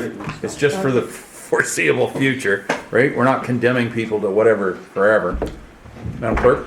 And if we can add, which I omitted doing an alternate, which was my mistake, if we could add Deputy Mayor Absolutely. DeBreen as the alternate, Sure. just under that same section, then. Yep. if You all right with that? everyone's okay with that. Perfect. Good. Mayor, I just wanted to say to Deputy Mayor, thank you for. Yep. No, that's good. Thanks so much. That's good. Okay, so any other thoughts, Barb? So with regard to the LizTech Public Advisory Committee, they meet right now once a year, which is insignificant. But to have me appointed to it, with me being in the middle of Southgate, if there are odor complaints, it's been very helpful having a representative living in Dundalk. And I'm just wondering if Joan, was in, I mean, we haven't heard from We haven't the heard from gallery Joan. here. That's Yeah, right. Go ahead, Joan. Yeah, we spoke about it, and I would be interested to take on this deck. Okay. The clerk has recorded that. Thank you, Joan. Thank you, Barb. Any other thoughts on any of the committees? Barb? In the past, our terms of reference were updated for the Community Fund Management Committee, and I note that we're shy on members again. We could go up to 3 members of council on the community fund, and I would suggest that we re-advertise for that. Also, would it be inappropriate, or would it be acceptable to go out to some of the members who have perhaps the seniors advisory, the people who apply for seniors advisory, perhaps they would be interested in this committee. It will eventually operate independently once it gets rolling, and it won't be as frequent as monthly. Through you, Mayor Milne. Yep. That was a thought of staff's. Obviously, I was waiting to see the outcome of my next report with seniors, but that was my intent. The 2 that applied, one also is being appointed to the library board, so I'm not sure if they're interested in more than one. But the 1 member only applied for seniors, so they may very well be interested in community fund, but I just wanted to get through this report and then I would reach out. Sure. Okay. Thank you. But, sorry, if I Yep, might yep. continue. I don't disagree with Deputy Mayor DeBreen's comment. We can do a third to the community fund, a Okay. third member of council if Sure. desired. If somebody comes forward. Yep. That's good. All right. Any other discussion? Not hearing any. I'll call the question. All those in favor? Oh, as amended? Or, Are we done? Are we good? well, I think so. Nobody else has their hand in the air. So yeah, I'm just gonna put in the motion, sorry, as amended. Okay. So it would read, let me just pull it up. So we probably should have a motion to amend it? Or what are you recommending, Madam Clerk? I mean, we've swapped names before without a formal amendment. I was just gonna do that council appoint the following members as amended. Right. And then in the minutes, it would say what we discussed. Sure. Anyone opposed to that? Okay. Barb? Question. Could we just Do you want me to recap? read them? Could you Yeah, recap? okay. And then, yeah, thank you. Yep. We bounced around a lot of scenarios. Yep.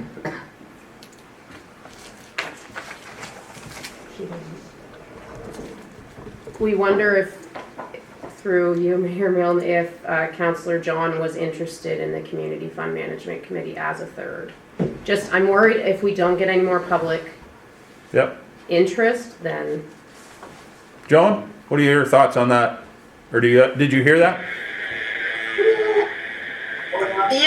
Yeah, I know that I was on it before. So yes, if you can't find anyone, I will jump on. I'm just hoping that it's not going to be monthly, because that was one of my reasons for not wanting to come back with Yep. all the others. But yes, because I know the ins and outs of it already. So that's fine. Okay, thanks, you. John. So I'll do a quick recap. So for the library board is Councillor Shipston and Councillor John. Police Service Board is Mayor Milne and Councillor Ferguson. PLC is Councillor Ferguson. Recreation, Southgate Recreation is Councillor Rice, Councillor Ferguson, and Councillor Singh Source. Community Fund Management is Deputy Mayor Dobreen, Councillor Singh Source, and Councillor John. Affordable Attainable Housing is Councillor Shipston and Councillor John. Wellington North Recreation is Councillor Ferguson. Saugeen Valley Conservation Authority is Deputy Mayor Dobreen. Nobody wants that? Saugeen Mobility and Regional Transit Board is Councillor Singh Soares and Deputy Mayor Dobreen as the alternate member. Grey County Farm Safety is Councillor Rice. List Tech Public Advisory Committee is Councillor John. Mount Forest Doctor Recruitment is Mayor Milne, and the Upper Grand Liaison Committee is Deputy Mayor Dobreen. Did you mention the alternate for SMART? Yes, Deputy Okay. Mayor Dobreen. Okay, good. All right, One Barb? question? Yep. Through you, and while we're on the subject of SMART, are we in need of doing anything with, we're good for another year? We're good, yeah. If we wanted to pull out of the arrangement, we would have had to give notice, but I don't think that's council's intent now. We had discussed in the past, but no, we're good. Okay. Great. Go ahead, Monica. Just to the clerk, was there any other committees that don't meet monthly that I could be a part of that may meet maybe quarterly or 3 times or 1 time a year? Off the top, sorry to put you on the spot. No, that's okay. Recreation was our quarterly one, which we had discussed possibly increasing the frequency. PLC is once a year right now. We're gonna have our public works manager kind of look into that, if we, kind of the logistics of that. We've been doing it once a year. We've struggled with quorum in the past, but we are legislated to at least hold 1 PLC meeting a year. Everything else is, I guess, Police Service Board is 6 times a year. It's every other month. But also the future of police service boards is very much in limbo. We're not really sure where that's gonna go. It could go regional. Everything else is pretty much monthly. I'm not sure what the farm safety is, Jason, you would know. Just whatever. Just whenever, yeah. Dave? I'm just gonna, maybe, the PLC isn't legislated per se, it's by our Sorry, terms the- of ref, or not, sort of. No, the EA. The EA. Yeah, sorry. It's by Ministry of Environment, so Right. Jim, I believe, is gonna petition to the ministry to say, hey, it's like watching paint dry once a year, and let's disband this thing, because it's of no use. I mean, our collection system and waste disposal is kind of Okay. very much matured, and we don't get any public complaints. Barb? And I do believe that the terms of reference, it was quarterly, if I'm not mistaken, but since 2020, they haven't been able to get quorum. So there hasn't been a meeting, and there hasn't been the 7 public representatives. It's, yeah. And the police board is full now, right? Yeah, 2. yeah. Oh, sorry. Mayor Milne and Councillor Ferguson. Mayor Milne. So, yeah, go ahead. Sorry about that. May I just make an offer then that if there is a, I know we're doing on the spot right now, but if there is a committee that is, by like 6 times a year or 4 times, that you find where I could fit, that doesn't go in with the other timings, that I'd be considered. Sure, yeah, and I think, like as Dave alluded to, Jim's gonna be looking at the PLC. I mean, I feel like a lot of the terms of reference, not so much our newer committees, the Community Fund and Attainable Housing, they've had recent terms of reference, but some of our older ones I think should be looked at, and who knows, there could be some shuffling, and like's been mentioned, it's not set in stone necessarily. We can come back to council and switch up appointments if needed. Okay, thank you. Barb? No, I was just going to add, and Lindsay covered okay, it. Thank good. you. Good. All right, Martin? Silly question, I should know this, but when does the Grey County meet? Thursdays, Thursdays? typically. Second and fourth. And 9, 1, 9. 10. 9, 10. 10, Morning. 9, 10, 1. 9-ish, 10-ish, That's good. morning. Barb? And there's a virtual option for Oh, no. members. yeah, The thing with from experience being the alternate, it hasn't really been as big of an issue because of the virtual component, and if people had conflicting or unwell, they could still participate. So I don't think that there's going to be a huge need, but it would be more on the last minute. It's just staying informed, Oh, yeah, for reading sure. the agenda, being prepared. We'd always try and give you as much notice as possible. Yeah, an hour or two. Yeah, Oh, no, an hour or two, fine. It only takes 45 minutes to get to one, so. and you don't even have to get there. Well, I probably want to be in person. Yeah. Be better. All right, All right. I think we got this one wrestled to the ground so far. All those in favor? That is carried. Madam Clerk, you have another motion there regarding public member committee and board appointments. Someone care to move that one? Martin, seconded by Jim. I'd like to move that we separate, because of Deputy Mayor's conflict, that we move to separate that item out so she can participate in any talk about the other ones. Okay. Madam Clerk?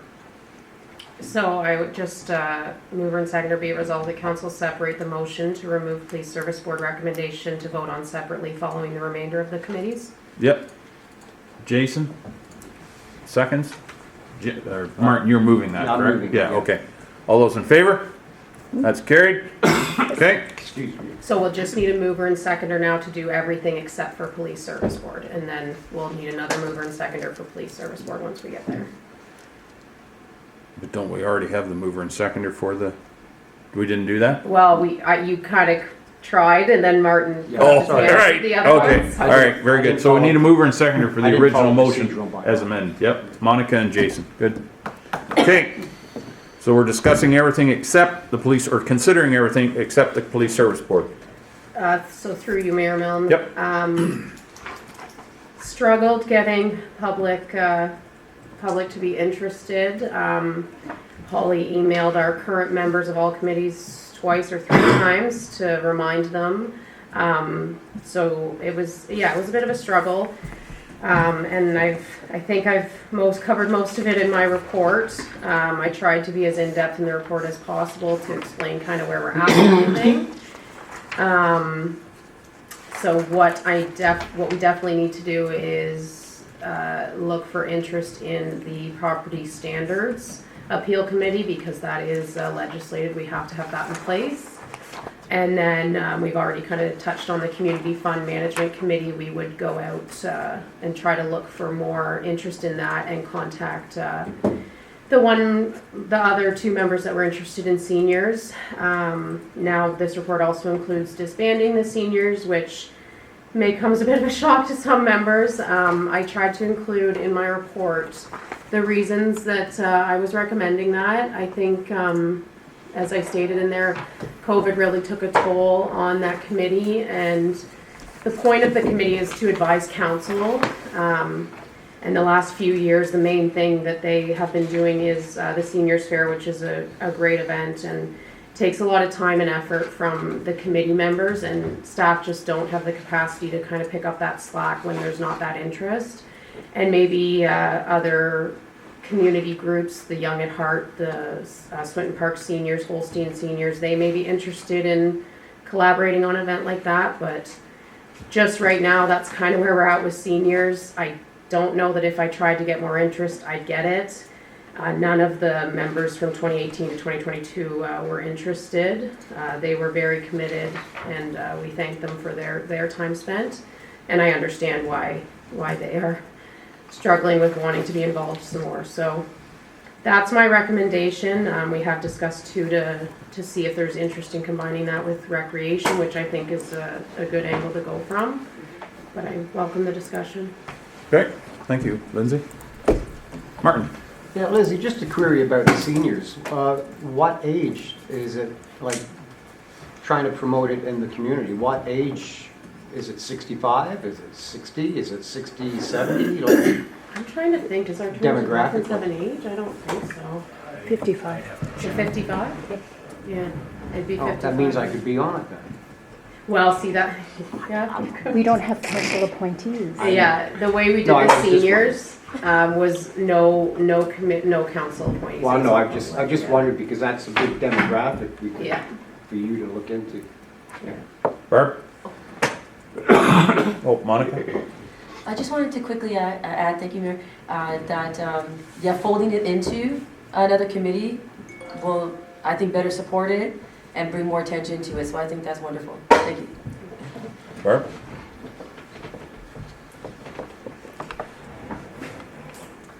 We're talking about the Seniors Advisory Committee, and I'm separate from all the others. Do we have to disband it right away? Could we just shelve it temporarily until we can have further conversations with the Young at Heart and the Hillside Academy? I fear that, I mean, the Seniors Health Fair, which is a biannual event, if there isn't the initiative to push it forward, or for a committee to recommend to council or to seek those funding opportunities, which they did in order to pay for it. You're saying that staff don't have the time to support an event like that. Meanwhile, we're folding it into recreation. Is the recreation committee going to support it? And I would like not to disband it at this time. We could certainly address it at a future meeting and see if we can get creative. And I know that, I mean, if the terms of reference did include 2 members of council that would be there to support the seniors, maybe we could keep it going and just have a little bit more, be their advice. They would then be able to be an advisory committee to council with us participating on a regular basis. Lindsay? Thank you, sir. I don't disagree. I think that having it as an advisory committee to council, I don't want to disrespect any of the past members because they put a lot of time and effort into the fairs in the past. Now, the last fair, they did rely heavily on staff. Mm-hmm. Staff did most of the grant. Yeah. You know, that's what happened. So, and that's no fault of theirs. It's just how it went with COVID and everything. So I just don't, they kind of weren't really, the last couple of years, they haven't really been in that advisory role to council in sort of any capacity. It's really just the fair they've been doing. And I don't see why, if we combine sort of a seniors aspect of the rec, why we couldn't, bring that initiative forward. But also, I don't think a lot of public members, until they're really involved with committees of council, they don't understand that the procedural part of it. They wanted to meet to do the fair, but we're like, well, you have to have a meeting. We have to have an agenda, have to have minutes. And it's like, it's frustrating when you're trying to plan an event like that. But that's the thing. That's not the point, is to plan events like that. So, but I don't disagree. I mean, they have done wonderful things in the past. I just don't know if being out on their own is, the best place in the future. Okay. Certainly, there's no reason why, if we had, rolled the seniors and the rec committee together, there's no reason why, if, members of that committee felt strongly that they wanted to, do another seniors event, that they couldn't create a task force on the side of that committee to literally do that event. and recruit members from the public just for that task force. Yeah, and that's kind of, I would prefer that in a And I way, think, just, yeah, and I think, and I can appreciate the clerk's frustration. You know, how many times do you put it to the public? And if nobody comes forward, well, there's your answer. You've got the answer. We can't force people, and if we're reluctantly dragging people into these committees, if they're not interested, they're not gonna attend, you're gonna run into quorum problems, and it just, you know, goes on from And there. further to you, Mayor Milne, that's another issue we see. We see core issues, we have an agenda ready to be published and we don't have any items. So it's like, So you I'm- just ask yourself, what's the point Yeah. kind of thing. So I'm inclined to think that the better solution is to disband the dedicated seniors advisor committee, as it is recommended here by the clerk, and roll that responsibility into the rec committee. And if, you know, if an event comes forward that they want to really drive home, you know, fill your boots, let's go. And further to that as well, I have it on my list for recreation terms of reference, because I honestly don't know that a document Exactly. exists anymore. I'd have to call up Patsy Osborne and see. But, Well, it gives us lots of flexibility to create a I'm new one. thinking that I work with Kevin Yep. and Dave and work to bring back something that includes both. Sure. And we kind of go from there. That Yep. would be my recommendation. Barb? Do we need an amendment to include a clause? It's already on my list. Okay, awesome. Okay, Anything else? not on the recreation, Okay. not on seniors. Go ahead. For the, so other than the community fund, and the public liaison committee, the rest of the committee and the property standards, we're, like, the affordable housing has sufficient numbers. Yeah, affordable housing was between affordable housing and the library, that was the most interest, for Right. sure. And fence viewers and livestock evaluator were covered, and some of that might get blended into building bylaw. Yeah, so right now fence viewers is the two there listed plus 2 staff members, which Okay. we've done in the past. Livestock evaluator, we have discussed staff taking that over as it's more administrative now with changes to the program. You used to need that livestock knowledge because you were putting a value on the animal right then and there. You don't, it's up to the province now. They essentially take pictures and fill out the form and stuff, but we did, Brian Stevenson is currently our evaluator, one of 2. The other evaluator wasn't interested any longer. And I think he put himself forward. I think we stick with him. The public's gotten used to it being Brian since our former Ted Atchison took a step back. So, but in the future, if we see it move to staff, I think that would work as well, maybe in bylaw enforcement or something like that. So Mayor Milne, the resolution doesn't indicate direction to re-advertise. And I can anyway, like it's on my list too, like I was gonna re-advertise for community fund and for property standards anyway. that Okay. is beautiful. Excellent. Monica? My to-do list is very. It's getting longer. Mayor Milne, through you, Mayor, just wanted to ask that, do you think, if it could, like, do you believe that the Recreation Committee, because of the disbanding of the seniors and all the events they had, that with it being folded in, should the name for the committee, just wondering, be like recreation and events? I'm just wondering from the seniors' point of view, just in the disbanding of it, like how they will feel essentially. Like, have they been removed or were they disbanded, or we can say we're Well, under recreation now? Anyone that's previously been on it didn't apply, and they were reminded several times, like they aren't interested, we talked to them. Yeah. So I don't think, maybe I'm not understanding exactly what your question is, but I don't think they'd be worried about it moving, and like, what, is that what you mean? Oh, no, I apologize. That's okay. What I mean is like the name of the committee, like Recreation Committee, should it include the word events? Just so that, because it's being disbanded, that the public doesn't feel like they're disappeared? I wouldn't recommend putting events in, Okay. like, the point of the committees is to advise council in that role. It's not necessarily to plan events. That's why my recommendation was, because that's kind of what the seniors has turned into. But that wasn't the original intent. So I wouldn't change it to include events. Maybe we want to change it to recreation and seniors committee or something, I don't know, but. Point of Yep. privilege. I think the intent is that you're going to go and have a conversation with the recreation department, and it's going to come back to council with a recommendation on how that might incorporate other committees, seniors, youth. I mean, the youth is already under the recreation umbrella, and so I look forward to bringing something else back.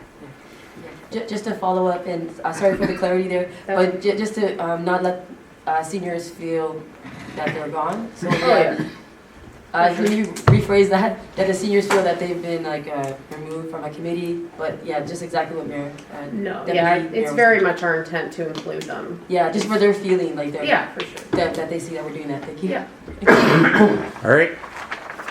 Any further discussion? All those in favor? Carried. Excellent. So now we need two bylaws. First one is to appoint the fence No. viewers. No. Sorry? We need the police service board. Oh, my mistake. Mover, Sorry. seconder, I forgot and that. then Deputy Mayor DeBreen has Right. declared it. Mover and seconder for the police services board. Jim, Jason? Discussion. Anybody have any concerns with the recommendation to put Alan DeBreen on that committee? I'll just maybe add, Mayor Milne, Alan served as the provincial appointee in the last term, and so now he's interested in being the Southgate appointee. Yep. No, and we thank him for his interest, for sure. Okay, all those in favor? That's carried. Excellent. Now we get on to the appointment of the fence viewers. It's bylaw. Madam Clerk, because we're in person, I would continue on with that? Yeah, no just to be- recorded vote. No recorded vote, well, Well, unless somebody. someone wants one. Exactly. So, the motion is there, or the bylaw to appoint the fence viewers, as we have previously discussed, is there. Is there a mover and seconder, or did we already get that? Mover and seconder. Martin and Monica, thank you. Any discussion? All those in favor? Carried. Appointment of the livestock valuers, bylaw 2022-169. Mover, Monica, Jim, any discussion? All those in favor? Oh, good. Council calendar recommendations. How are we doing for time? Does anybody need another break? Why don't we get through my reports, maybe? If we Sure, can. sure. I'd love to. And then, Yeah. we're getting close to noon. All right, yes, we are. Council calendar recommendations. So, mover, Monica, Jason, thank you. Madam Clerk? Through you, Mayor Milne, I've pretty well laid out in the report why staff were looking to get rid of the night meeting.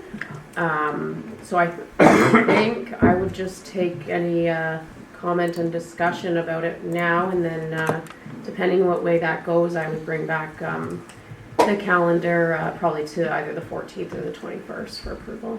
Okay. Discussion regarding that? Just a comment. Martin?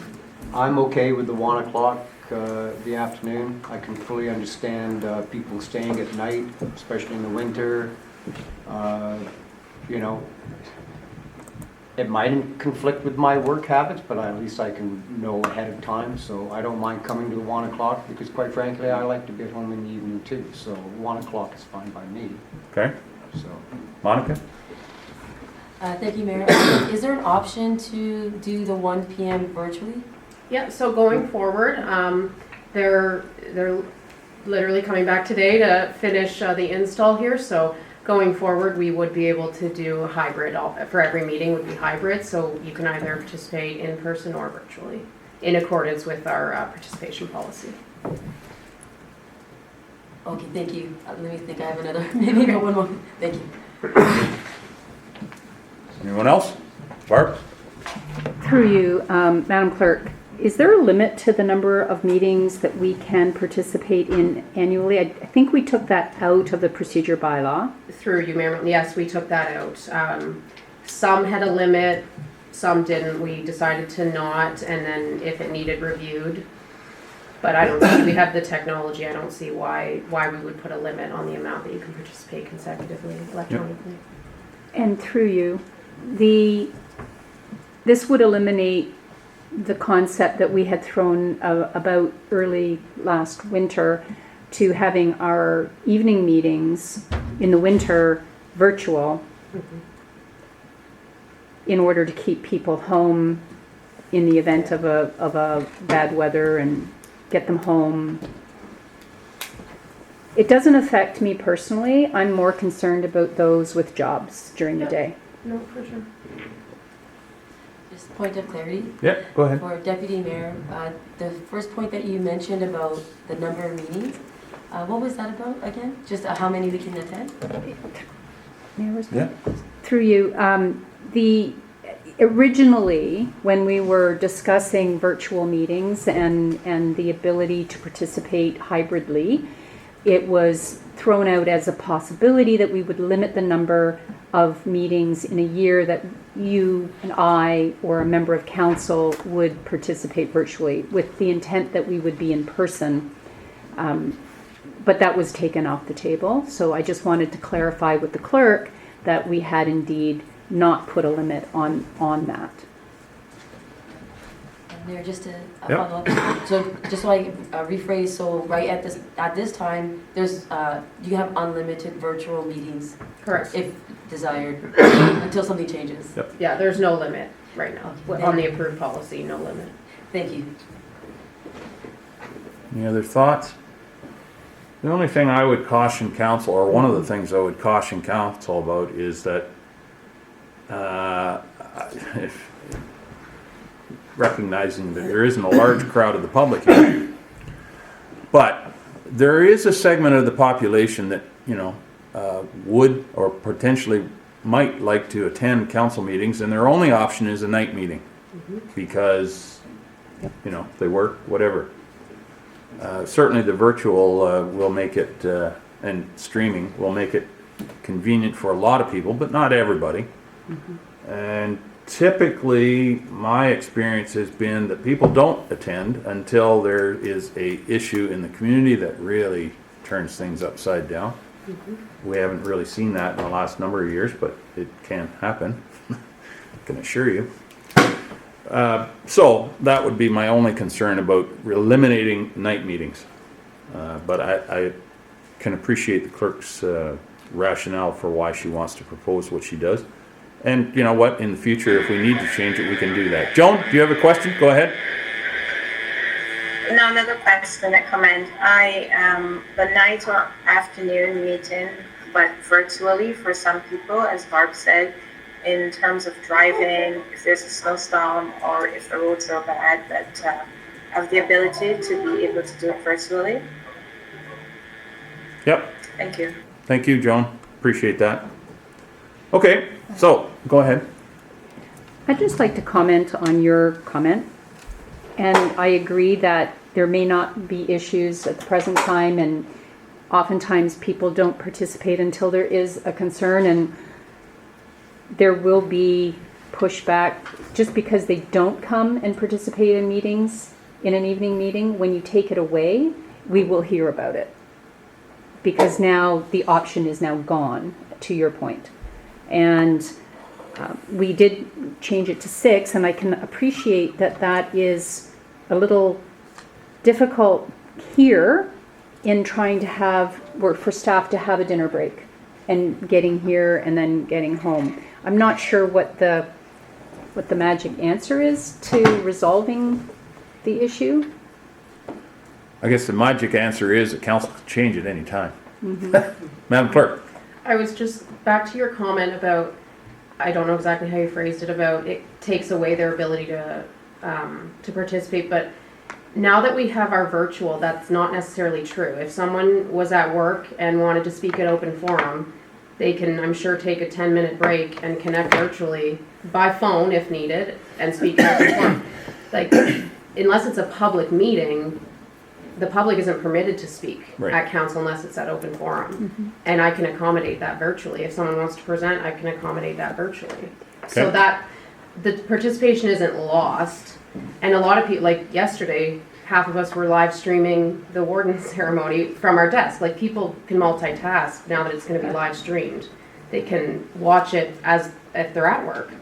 and then it frees up their evening, you know, I Yep. mean, No. there's different ways of looking at it. I can appreciate I'm sure you will hear feedback, Okay. but. Just- Barb. I'm just going to respond. Maybe the key is communication, that we really make sure that our residents understand that we have created an opportunity or multiple ways of them having that participation, and that we will look to accommodate them Where they are. where they are, as opposed to Where we are. thank you. Right? What a team. Martin. Yeah, just to comment, you were mentioning about at times there's things that go on in the public where they want to be here. Well, depending on the brevity of the situation or circumstance, I think pretty well that those people who want to make a statement will come to the meeting. So you can't please everyone, but. You can't? And we can always have- Point taken, Martin. Yeah, good point. Monica. Just two quick questions, Mayor. Would this already take into consideration the committee's meeting times? Like, if they start at 1, do we know right now if this would interfere with committees? No, none of our committees are on Wednesdays. None of Okay. ours. I shouldn't speak for SMART or Saugeen Valley and the other ones, but historically there hasn't been a conflict with council meetings on the Wednesdays. If there is a conflict, like what you just mentioned, would that be excusable, or just making sure, you know, that we're supposed to be attending meetings and things like that? Is that I okay? think if there was a direct conflict, we'd then look at making amends to either the committee or council, but. And just a quick add, Mayor, just, if there's a pressing matter, if we needed to do an emergency evening, that's something that may be possible? If there's a real emergency? Oh, yeah, the mayor or staff can request that a special meeting be called at any time. Okay. If necessary, Yep. yes. Thank you. Okay. Any other discussion on that one, Martin? Or Jason, rather? I was just gonna echo your comments before about people coming at night, but I'm fine with the 1 o'clock too. Comment. Dave? So this isn't gonna impact me, obviously, because I won't be here, but just and I may get an elbow from somebody here, but it is council's meeting, so you need to decide when you're gonna have it. The public need to show up when they feel motivated to do so. They haven't in the past. But, you know, like Monica said, you can have a meeting anytime you want. That's council's decision to have a meeting to say, hey, we want to engage with the public on this issue and let's talk about it. We've done it in the past and we've had some excitement, fireworks, let's call it. Yep. But another option might be, you know, go to 3 o'clock and you have your public meetings. What's that? You're still getting bank time. Well, you know, if you want to engage the public and you want to kind of accommodate, that's getting elbows now. And have public meetings, open forum after 5 o'clock if somebody really feels motivated. But it is council's meeting and they haven't shown up, and I think the workaround would definitely be, if there's something that, you know, we want to have a big discussion with the community action plan, then let's have that discussion. Yep. Good point. At 7 o'clock. Yep. Barb? And we did discuss in the last term of council, before COVID hit, having regular town halls. Having one out in the west, having one in Dundalk, and I think I would be encouraged to continue to have those or to reinstate those, because I think that gives them the opportunity to come and, you know, whether it's coffee chats with council, there doesn't necessarily need to be a burning issue. They can raise those at that time and I thought that the first one that we had before we got shut down went over quite well. And to your point, Deputy Mayor, we also did the COVID ones. It was yourself and former Mayor Woodbury that kind of held that, and we did see a bit of interest. Yep. And those were all held electronically. Yep. So I don't see why we couldn't Do them in a minute. do Okay. that in the future. Good discussion. So I will bring forward the council. I don't hear any strong objection to what I've proposed. So I'll bring back the calendar with that recommendation either to the 14th or the 21st. Jim, you wanted to add something? No, not much. It's, I'll get a dirty look now and then at work, but that's fine. And that's fine. Well, and you know, as it's been mentioned here, if we do run into recurring problems and Yeah. it becomes a problem, then bring it forward and we'll reassess how we could address it, Yeah. for sure. We want to try to accommodate everybody. All right, all those in favor? That's carried. Council member 2023 conference attendance approval. Madam Clerk, oh, we need a mover and seconder. Martin and Monica. Madam Clerk. This one was a struggle. We had the numbers compiled, and that's what's on the second attachment in the report. I was quite shocked. Holly and I should say. Holly did most of the compiling. She did her math about 4 times because she couldn't believe the price. Things have definitely increased, which we know. Mostly hotel stays and the actual conference has increased as well. So we're just looking for direction from council. I mean, it's a tough budget year. I currently have this loaded into what I gave to the finance department, but I said it would likely be amended, but maybe not.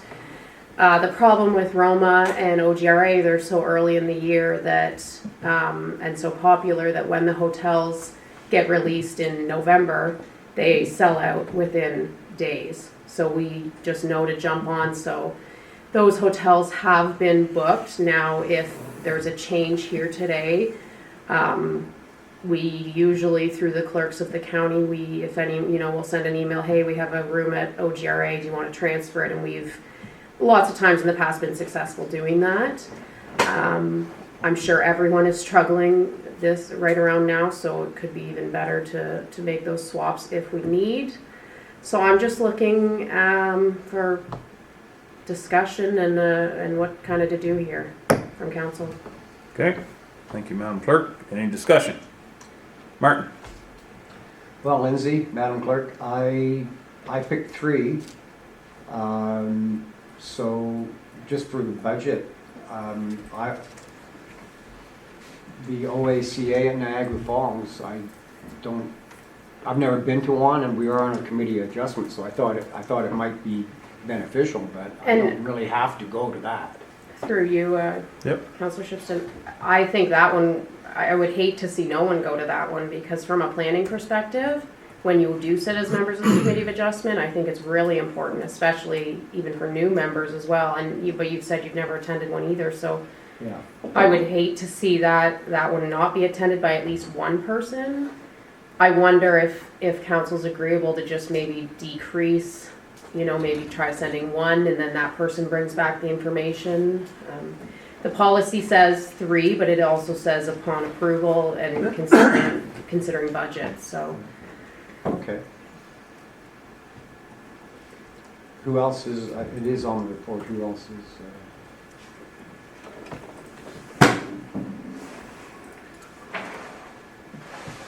Did you have another question, Martin, or comment? No. Okay, thank you. Sorry.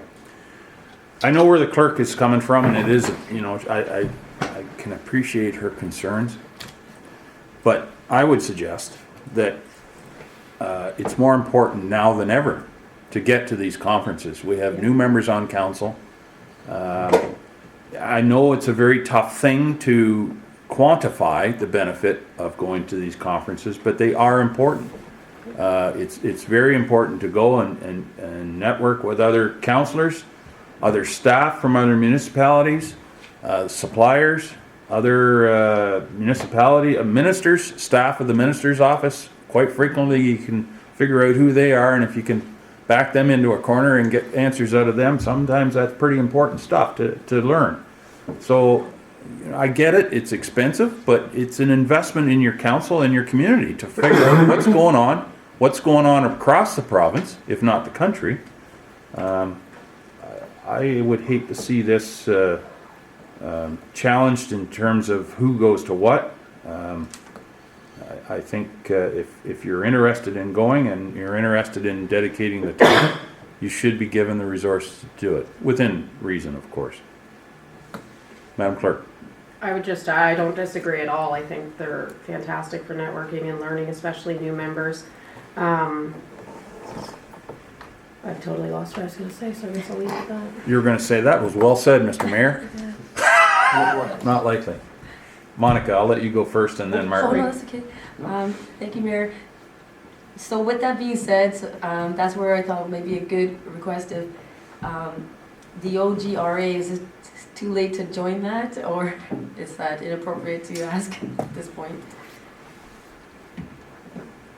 I guess that's up to council. You've only requested 2. You are, per policy, permitted 3 with approval, so. And I do apologize I mean, without knowing, sorry, not without knowing, with learning.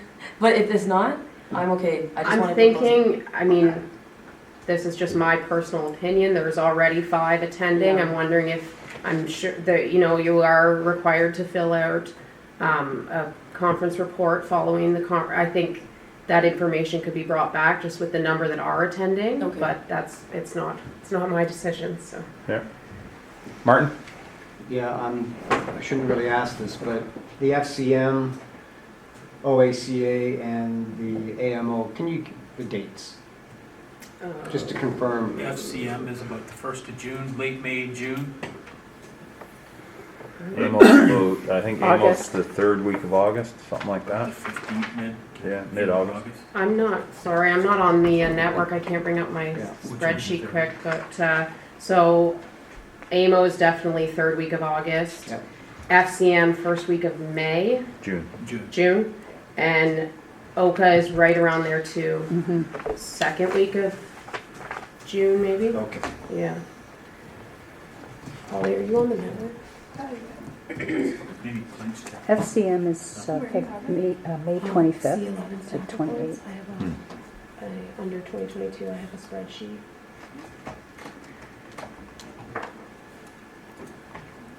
Well, we, in the recommendation, you can see what members have requested to attend. If any members want to make changes, they can certainly approach the clerk's department and make those changes if they feel strongly that they want to drop one, add one, whatever.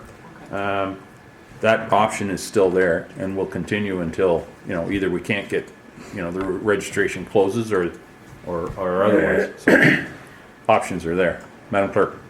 Through you, to that point, Mayor Milne, we do need approval though. Oh, I know, So there's I'm a process. wondering Yep. if everyone's fine with what's here, then I would recommend that we amend the motion to direct staff to book them, or to approve as requested, but then that would I'd have to come back then, which is fine, if someone wants to make a change. Absolutely. But as I was saying, the option's Yeah, there.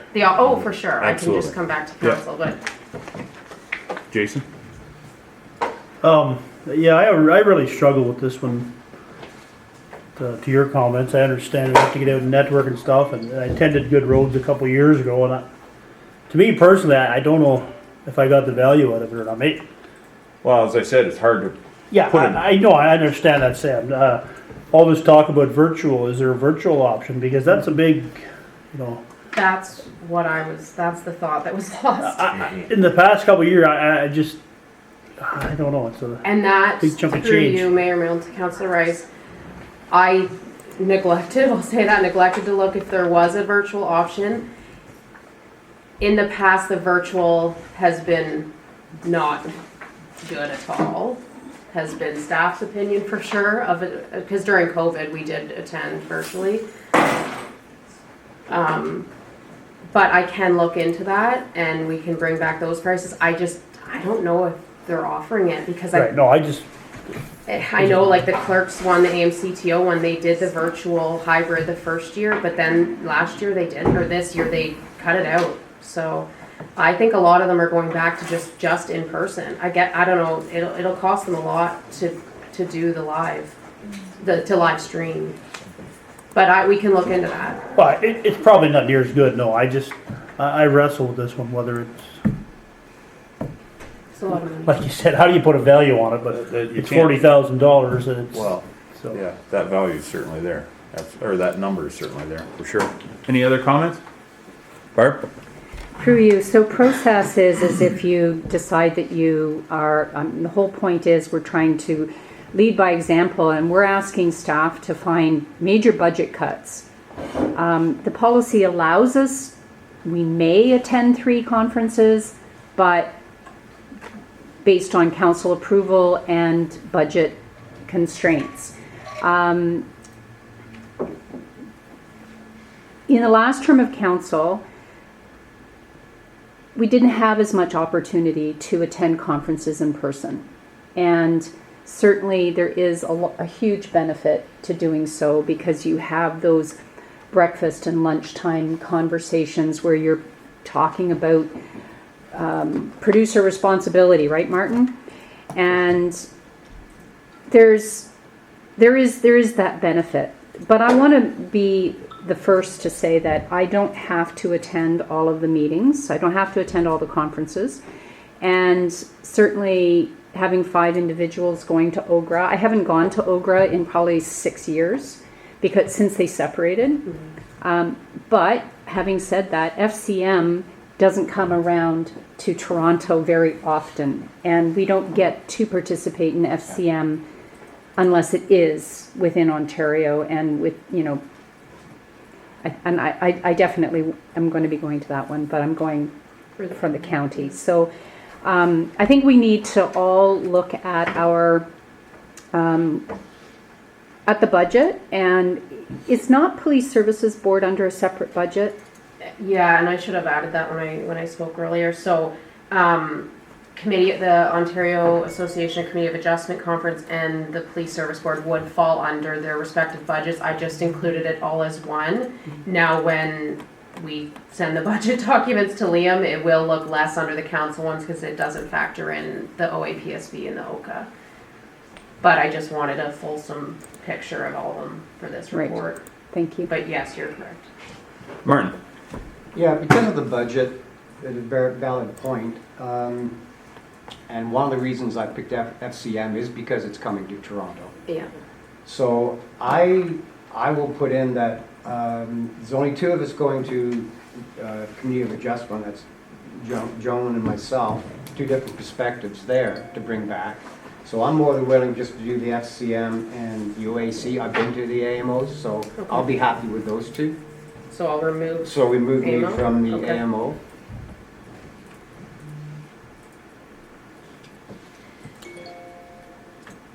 And Monica?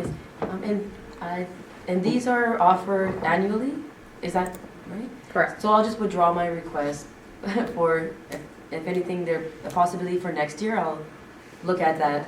Just hearing the whole discussion, I will withdraw the request for the Toronto OGRA. For OGRA, okay. Thank you. And just a point, the OACA Niagara Falls meal allowance, they're gonna be able to eat a lot. Just because it's 225. What do we? Just saying. It's an extra 2 in there. Can we get that one too? No, I'm joking. Yeah. Oh, I see what you mean. Yeah. Just a little chuckle. That's Yeah. okay. We just found $1,000. There, we found it. All right, I think we've had a good discussion, and if people feel moved to add or delete, absolutely talk to the clerk's department. Go ahead. So, But you need to do it. I was like, gonna say- toot sweet. well, can we move an amendment that council approve Sure. Yep, the conference requests as discussed? as amended, yep. Yeah. As discussed, sure. Someone care to move that motion? Barb, second by Monica? Yep, Barb? Oh, we didn't have a mover and seconder? Not for the amendment. Or you just, Yeah, not for the amendment. You and. Sure. all right. Okay. Any further discussion on the amendment itself to change those requests? All those in favor? That's carried. Back to the original motion as amended. Any further discussion? All those in favor? That's carried. Thank you. I know you like to cut it tight, but we need a motion to go past 4 minutes yet. You don't think we can finish the meeting? I need a motion to come back after, or to continue past noon. Barb, second by Monica. All those in favor? That's carried. Somewhat reluctantly. I hear you. All right, moving on to Committee of Adjustment appointments. Wow. Oh, wait, do we have a bylaw? No, this is No. Committee of Adjustment. This is just a separate committee. Oh, I got ahead of myself here on the screen, sorry. Committee of Adjustment, report from the clerk. This is regarding Committee of Adjustment appointments. Madam Clerk. Oh, we need a mover and seconder. Martin and Monica. Madam Clerk. This one is, will be routine for returning members. For new members, the Committee of Adjustment gets appointed yearly. So the way we do it in Southgate is all members of council sit as the Committee of Adjustment. So you need to be appointed to it yearly. When we're at Committee of Adjustment, you are not there as council members, you're there as Committee of Adjustment members to hear consents and severances and minor variances under the Planning Act. Other townships do public members as their Committee of Adjustment or a mix of both. We've just always done it as our council sits as our Committee of Adjustment. So that's what this report is, and the bylaw to follow to appoint members. I don't know if Clint has anything to add, but that's what this is. As always, Clint is very talkative. So this should be a relatively straightforward one because everybody's going to be on this one. Any discuss? Barb?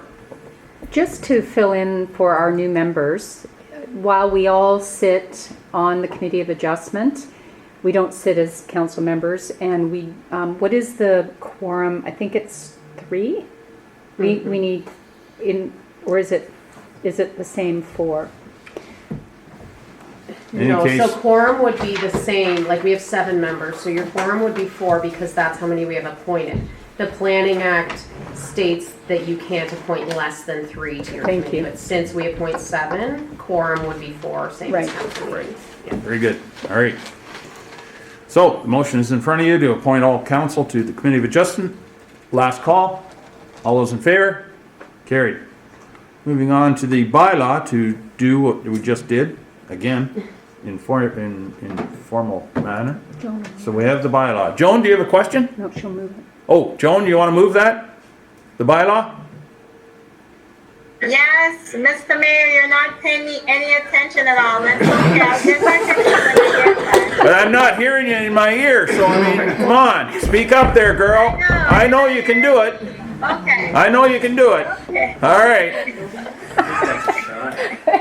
Just because you're showing off your long hair, I got no hair. Come on. It's cold here. Yeah, it's cold here, so give us a little slack, girl. Come on. Thank you, Joan. Joan moves that motion. Who would second it?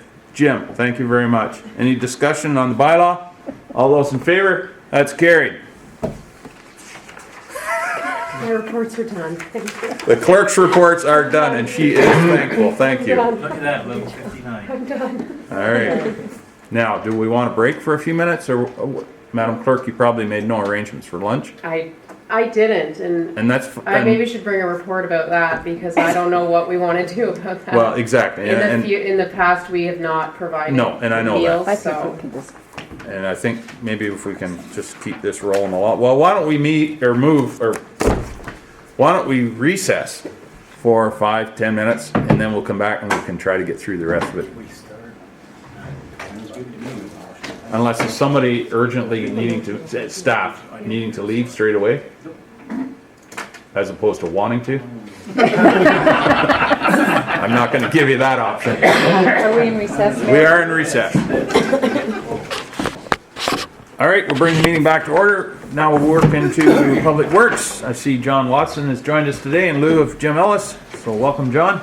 First report is Bridge S114, load evaluation and recommended load posting. Can I have somebody move that motion?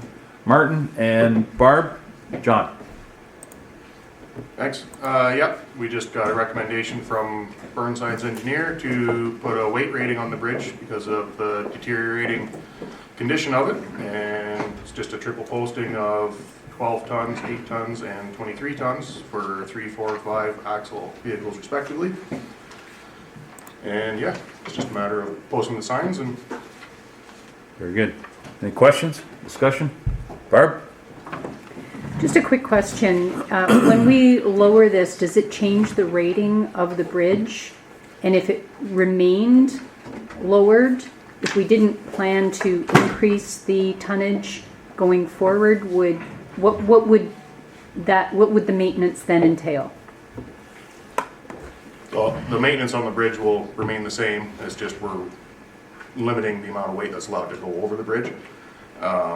And I believe, I don't have the budget with me, but I think we have in the next 10 years in the capital budget for it to get replaced anyways, because it is an older single lane steel bridge that we'd want to upgrade anyways.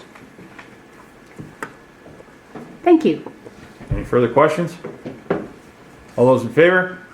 That's carried. The next one is the bylaw to do what we just did. Bylaw is regarding Bridge S114 load restrictions. Someone care to move that? Martin and Monica. Discussion? All those in favor? That's carried. John, did you have anything with the bylaw? No. Good. Okay. Next one is regarding the winter operational plan. Someone care to move that? Joan, do you want to move that? Yes, she does. Seconder? Monica, thank you. John? So this is just a document that we put out every fall before the winter season, just outlining what our minimum maintenance requirements are. And it's done through the OGRA website. It's a free service from them. We do have to pay a fee to be a member of them, but it's something that we get from them free. Yep, thanks, John. It is a lot of reading, but it can be interesting to see what is entailed in winter maintenance. It's a ton of work. Any questions? Although, Martin? Yeah, I'm just finding it here. Anyway, page 20 of 95 or page 202, it says for the Holstein, it says this site discharges, and then it's blank. Sorry, what page was it? Page 202 of the agenda. And then it would be page 20 of 95 in your report. Like, I realize everything's impermeable where you do the salt and what have you, but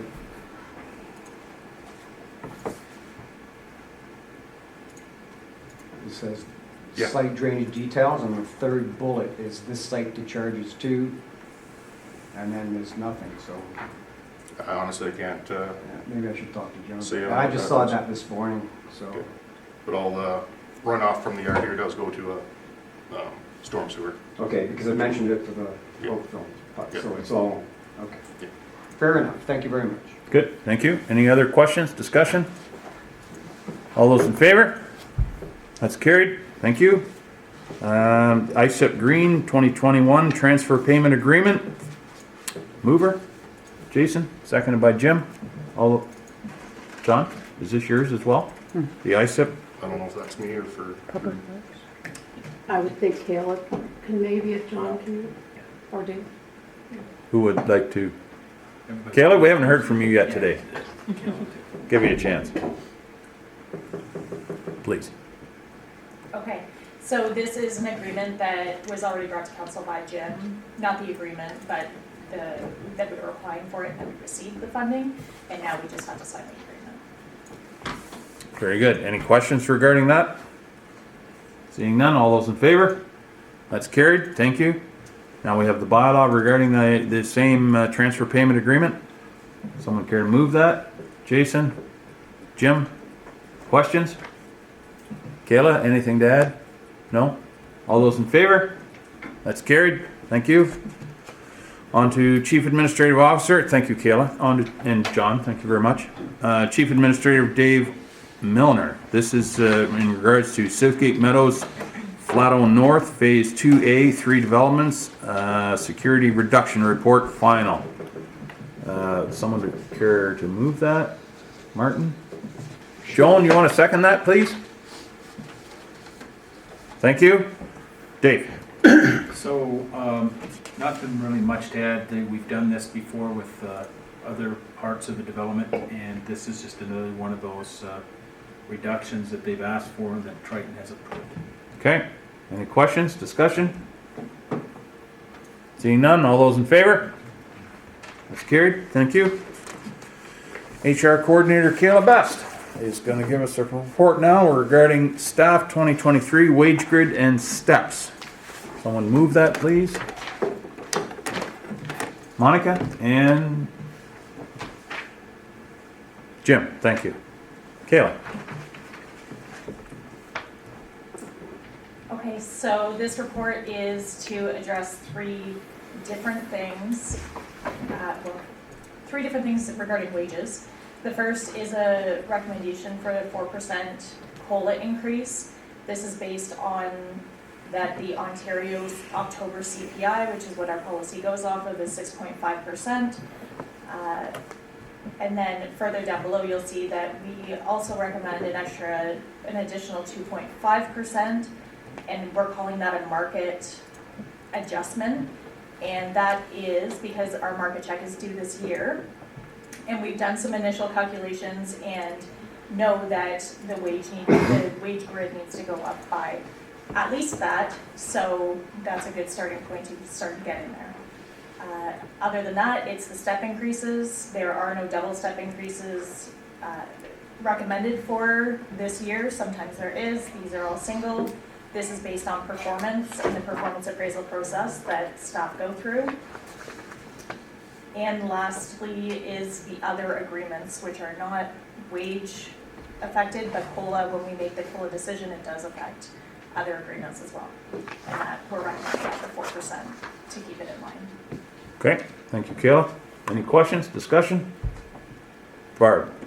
I just want to mention, and I think that we're going to be looking at the policy.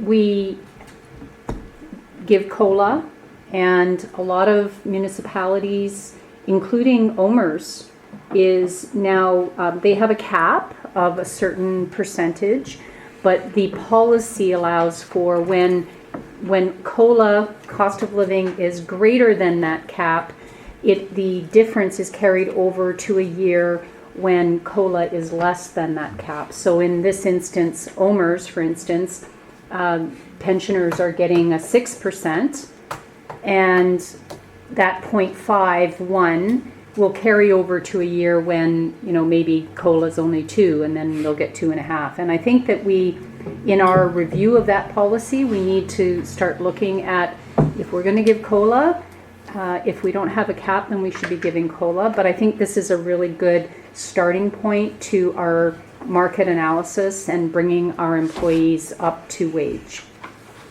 Thank you. Dave?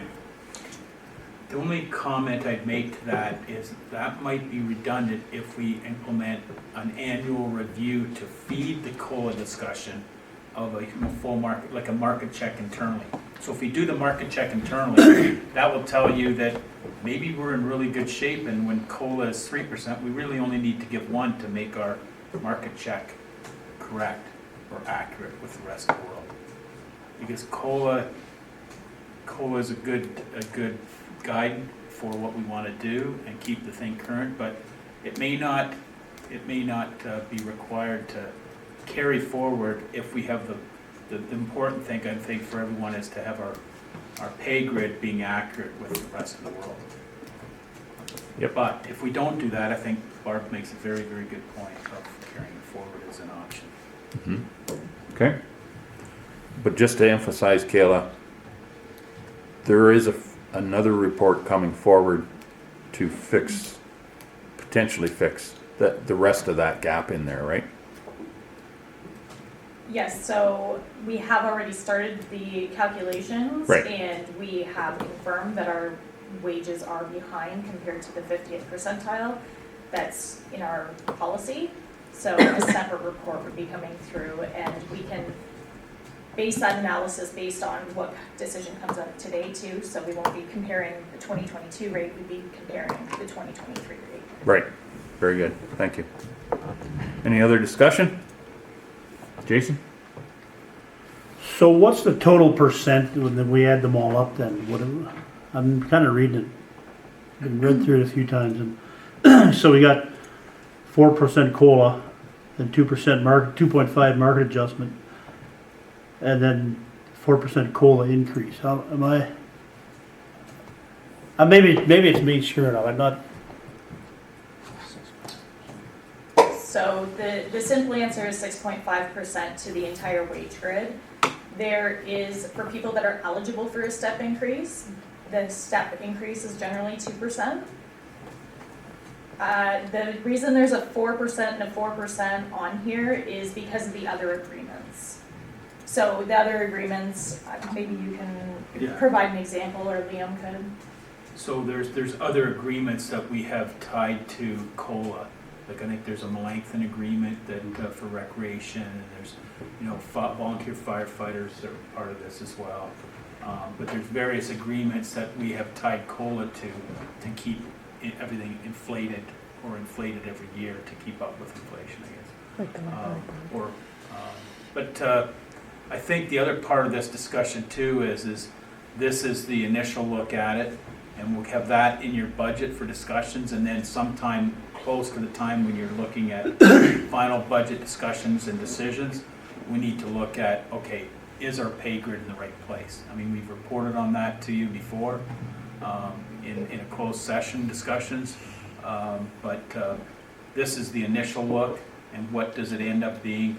That'll have to be part of the final budget discussions with operating and capital together. Right. Go ahead, Jason. so we're not approved, but this is to take effect January 1st, but we haven't done the budget yet, so I'm just not 100% where we haven't, you just said we haven't, we're gonna discuss it yet. So. Yes, so this would be approving, we always approve in December at a Right. council meeting before January 1st, COLA, establishing that, and step increases. This year, because the pay grid review, we're saying there needs to be another 2.5% to get us closer to where we need to be, and we're using that for guidance into the budget process. So the operating budget that will come next week will have basically a 6.5 plus the people that are eligible for the 2% step increase included in the budget. That's what you'll see. Okay. Good. Anybody else? Barb? Through you, with regard to council, since we just did a market analysis and adjustment, was the COLA supposed to be effective 2024? I mean, we just approved an increase to the council remuneration. Was it supposed to include a COLA increase in 2023, or did we factor that in already? Kayla? I believe the intention was that you would receive the COLA, council would receive the COLA for 2023 as well, in order to keep up, because other municipalities, like when we did that comparison, we were doing it to 2022 rates. Other municipalities will be adding COLA. If we don't do it in 2023, then those will be even further behind. Thank you. Jason? I guess I've asked it before, but why, other than to get people, why do we always compare it to other municipalities? Like, yeah, I guess I don't get that. Everybody's households run differently, money-wise, so I'm just having a tough time with this. I don't begrudge anybody their wage. I'm here to watch out for the taxpayers' money. Just this 6.5% at one time, it's a bit scary to me, and I just wonder why we always have to compare to what the next guys. Maybe a stupid question. I don't know who it's for. No, it's a good question. It's a good question, and I'll take a stab at it right at the get-go. I guess the short answer is because we're all competing for the same employees. And, now more than ever, we're competing with employees literally right across the world with virtual capabilities. That's not common, of course, but it does happen. But certainly, we have people working in our municipality that, their job is based in Toronto, and they're living here, and they're working here. There's lots of examples of that, and we're competing for those employees. They're getting Toronto or GTA wages, and they're living in Southgate, and we don't keep up with their wages. We see it now. I think it's been relayed to council. The number of applicants we get for a variety of jobs now is greatly diminished. And you know, a good part of it is probably because of the wages have fallen so far behind, and they can get better wages, you know, not too far away. Sometimes literally right next door in a municipality right beside us. So, yeah, I agree with you. 6.5 is a bit of a jolt compared to what we've had the last 5, even 10 years. But that's the world we live in now, and you know. But of course, it's up to council what they want to do. Monica. Just to add to that, Mr. Mayor, to the HR coordinator, there is something with regards to industry standards and just maintaining that industry standards as the population is growing and already grown. And so the marketplace industry standards within a certain radius, I'm sure that plays a role in that. Is that true? Yes, so in regards to doing a market check, that is something that many different industries do, but especially municipal and government entities, I believe, do that. It is a standard.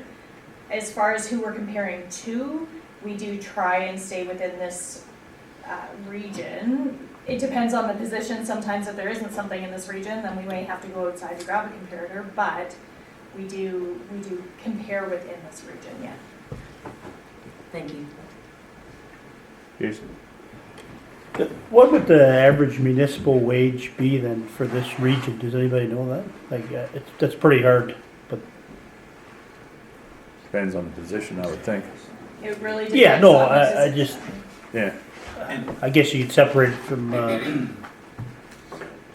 the office staff to Yeah. road, I don't know if anybody, I just. Dave? Well, that's what our market check does. It does really assess, the market check report we have assesses the Grey County region, some in Bruce, but mostly the perimeter, Simcoe, abutting Simcoe, Dufferin, Wellington, and Bruce County. I'm not sure too many put into the system in the Bruce, but as this grows, it will, get more and more information. But we are competing with the private sector now like never before.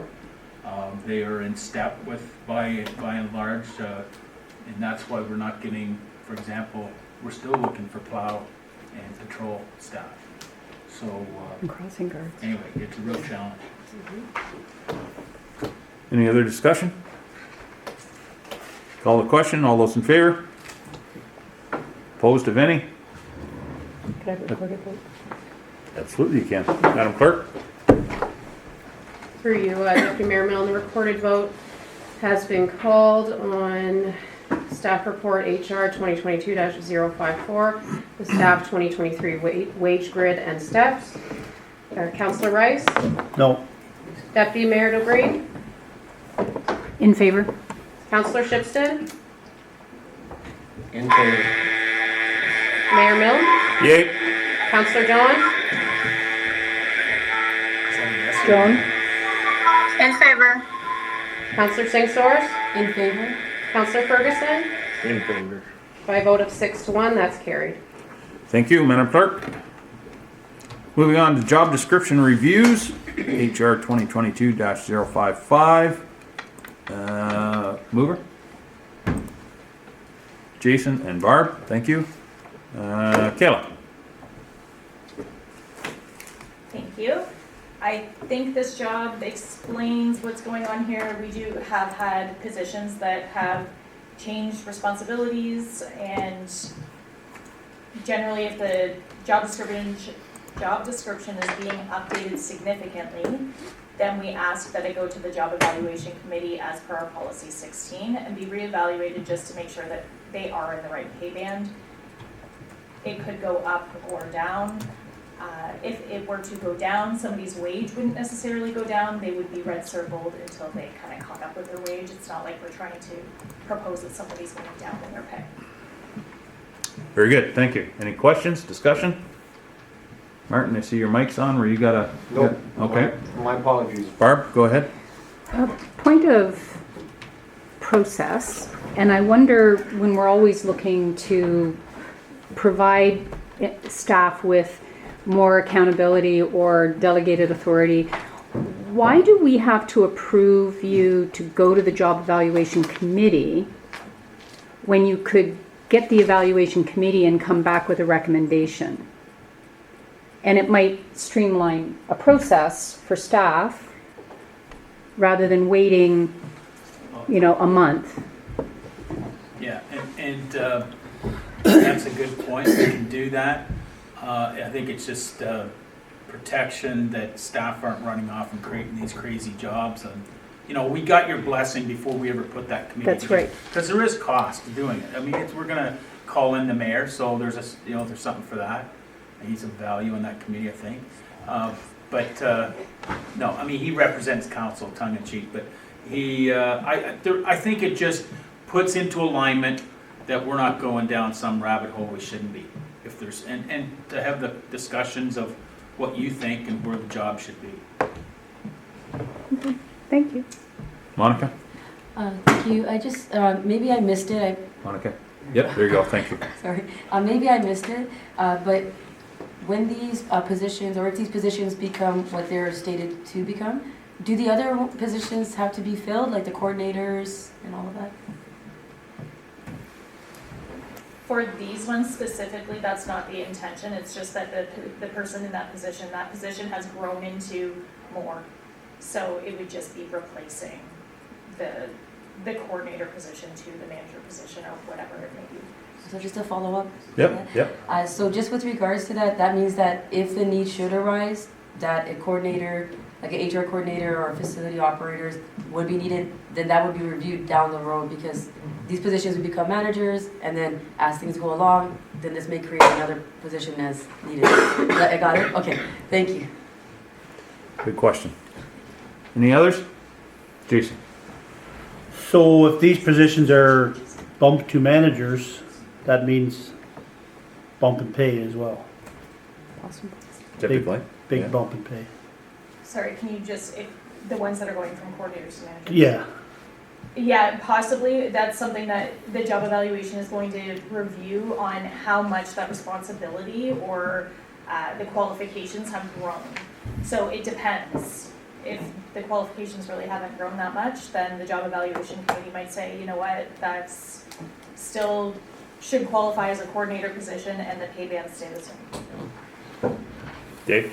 Yeah, so there's some of these positions, and I'm just gonna kind of go down through them. The first one is definitely taking on more responsibility. We're missing the void of a deputy treasurer. So we're shifting the deputy treasurer duties from what was with tax collection over to asset. I think that's a good fit.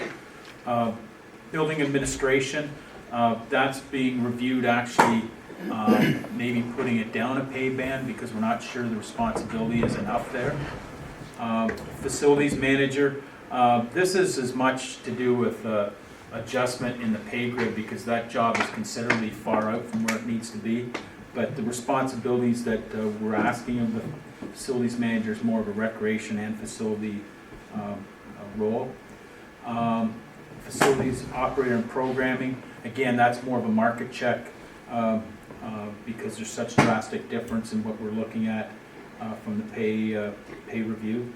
And HR and coordinator versus HR manager, doing a lot more things and actually likely going to net positively in that if we don't go out for market checks, now that we have the capacity internally, that's $30,000 likely every 3 or 4 years. So we're talking, $10,000 to $7,500 in savings, and that wouldn't be that much of an increase in the position. So, and just the capacity that we have there, and coming out of COVID, I don't think we could have managed very, very well without that position. So that was a very timely appointment, and I just can't say enough about how that role has helped us in communicating with our staff, because one of the big things we still get pushed back on through the performance reviews. This year we put another kind of a questionnaire out there to question, how can we support you better? Communications always seem to be the big deal. So, two-way communications up and down is really important to our employees now.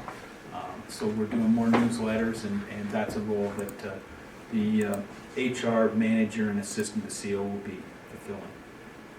Thanks, Dave. Jason? Well, and I just want to follow up, but don't get me wrong, I think everybody's doing a great job.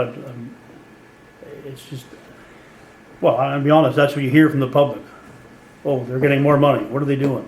Why are we hiring this person? So that, when I'm saying this, that's, you know, I'm saying what the public's saying. Yeah. I'm not saying you aren't doing a great job. It's just putting that out there.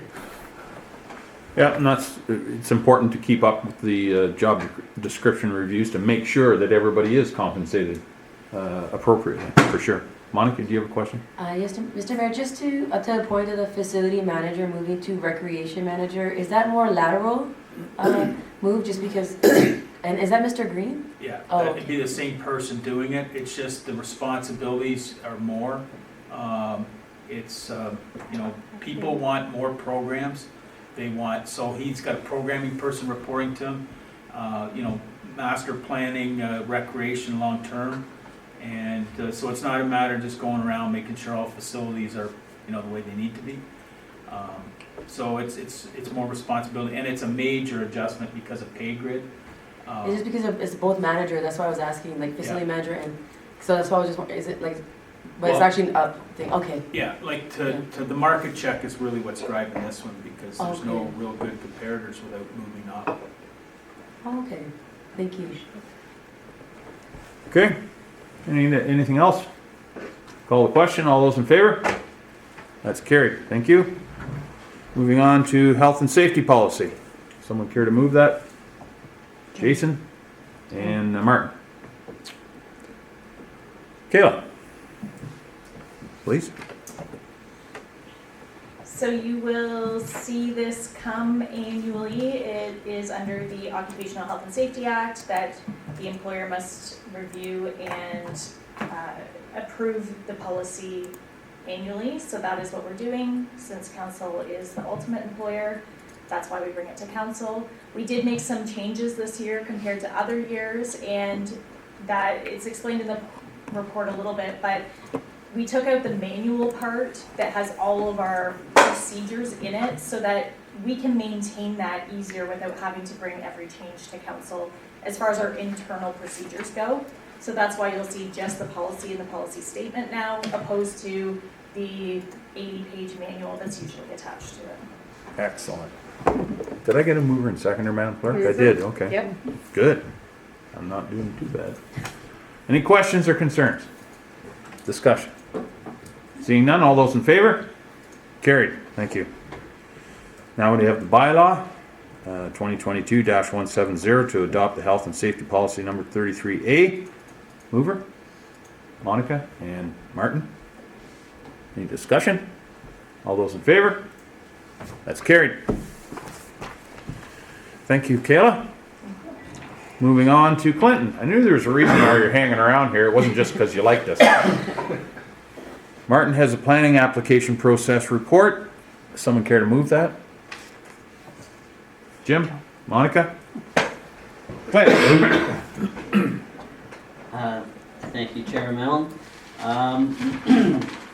So the last 6 months or so, the province has really shaken up the planning world to try and get certain things addressed and sped up. And I really think, honestly, that it's a result of certain more urban municipalities, shall we say, putting up more roadblocks to development, and therefore this is sort of a tug of war back and forth. And as a result, they're sort of laying down the law. This is what we want to implement our policy of more housing. And so part of that was the Bill 109, which created very rigid timelines for approval, not just acceptance or anything like that, approval, so through the whole process. And as a result, it's created some issues with municipalities in terms of just coordinating with other applications or other processes that have to happen in a timely fashion. So just as an example, if you have two applications, one for a county official plan amendment and one for a local zoning amendment, we would normally process those applications together concurrently. So the county would approve those and we would approve ours, subject to the county approving it. Well, with this new legislation, because we're actually being penalized now for not meeting those timelines, so we automatically give away 50% of our application fees that we required, which are to pay for staff time and your time to sit in the meetings, etc. We have to give that away. It says shall. So there's no option but to hand it back to them. And if you sit there and are late by a day because the county hasn't got to their report yet, or it's taken longer, then we are the ones that hand back that check. So it's obviously needs to be amended in terms of a process. So I've proposed one in this report where we propose only to handle the longest one first. So usually it's the official plan that's first, and then you do the zoning, and then so on. So that's one of the big things that's come out of this report is establishing a pre-consultation process where we actually will have an opportunity to review applications before they're even submitted. Because once we put them on the conveyor belt, if you will, of approval, there's very little opportunity, even if they're agreeable, to make changes to their proposal and still meet the timelines. So with that, we're suggesting let's look at it first. So if they need a peer review or something, let's do that first, and we'll set that out in a timeline. So just to give you an example, a developer comes in, we sit down and talk and say, you have to do X, Y, and Z studies, prepare your submission, here's the applications you need to submit with the required fees. That's step one. Then you would go to come back with those studies complete, because they could take a year, 6 months, whatever, to do those studies, come back. Then we then say, okay, now we need to make sure these are what we asked you to do in the first place, because sometimes they're not. And so we would ask for time to review those. And at this point, we would actually charge them a pre-consultation fee to actually review and circulate those internally to Public Works, Building, probably the county as well in there to get any initial comments before they've submitted. And then we can give them that feedback, so when they actually do submit the application, it's ready to go then, and they're not going to be surprised when we say this doesn't meet up with what we said, right? Because we've already done that beforehand. So it's front-ending a lot of the work, I guess, in terms of reviewing an actual application. So that's one of the big changes in terms of what we're planning. One of the other things we've done is a review of all of the application fees, and ours are shockingly low. They haven't actually been updated in quite some time, so we've done a review of that, and I believe it's next council meeting on the 21st. There'll be a fees and charges bylaw going forward, and in that will be proposed increases to pretty much all of the planning fees, which will again help with costs and what's not going forward. And that'll help offset some of these other issues that have arisen through Bill 23, where DC charges are being severely limited in terms of what they can be applied to, and it's a way to cover those costs. So that's sort of a brief overview, I guess. I will take questions if council has any. Thank you, Clint. Any questions, discussion? Barb? Oh, wait, Martin, go ahead. Thanks. Clinton, with the pre-consultation, that's actually to the betterment of the developer or the person coming in, because he'll do the work, he'll have everything there. So it's better for him in a way, in that sense, that everything can move forward from that, and the township keeps in their timelines. So it's kind of downloading on them as they're downloading on us in a way. Yeah, there might be a little pushback. When I worked in the private sector, we used to hate the pre-submission review of things because they had two piles.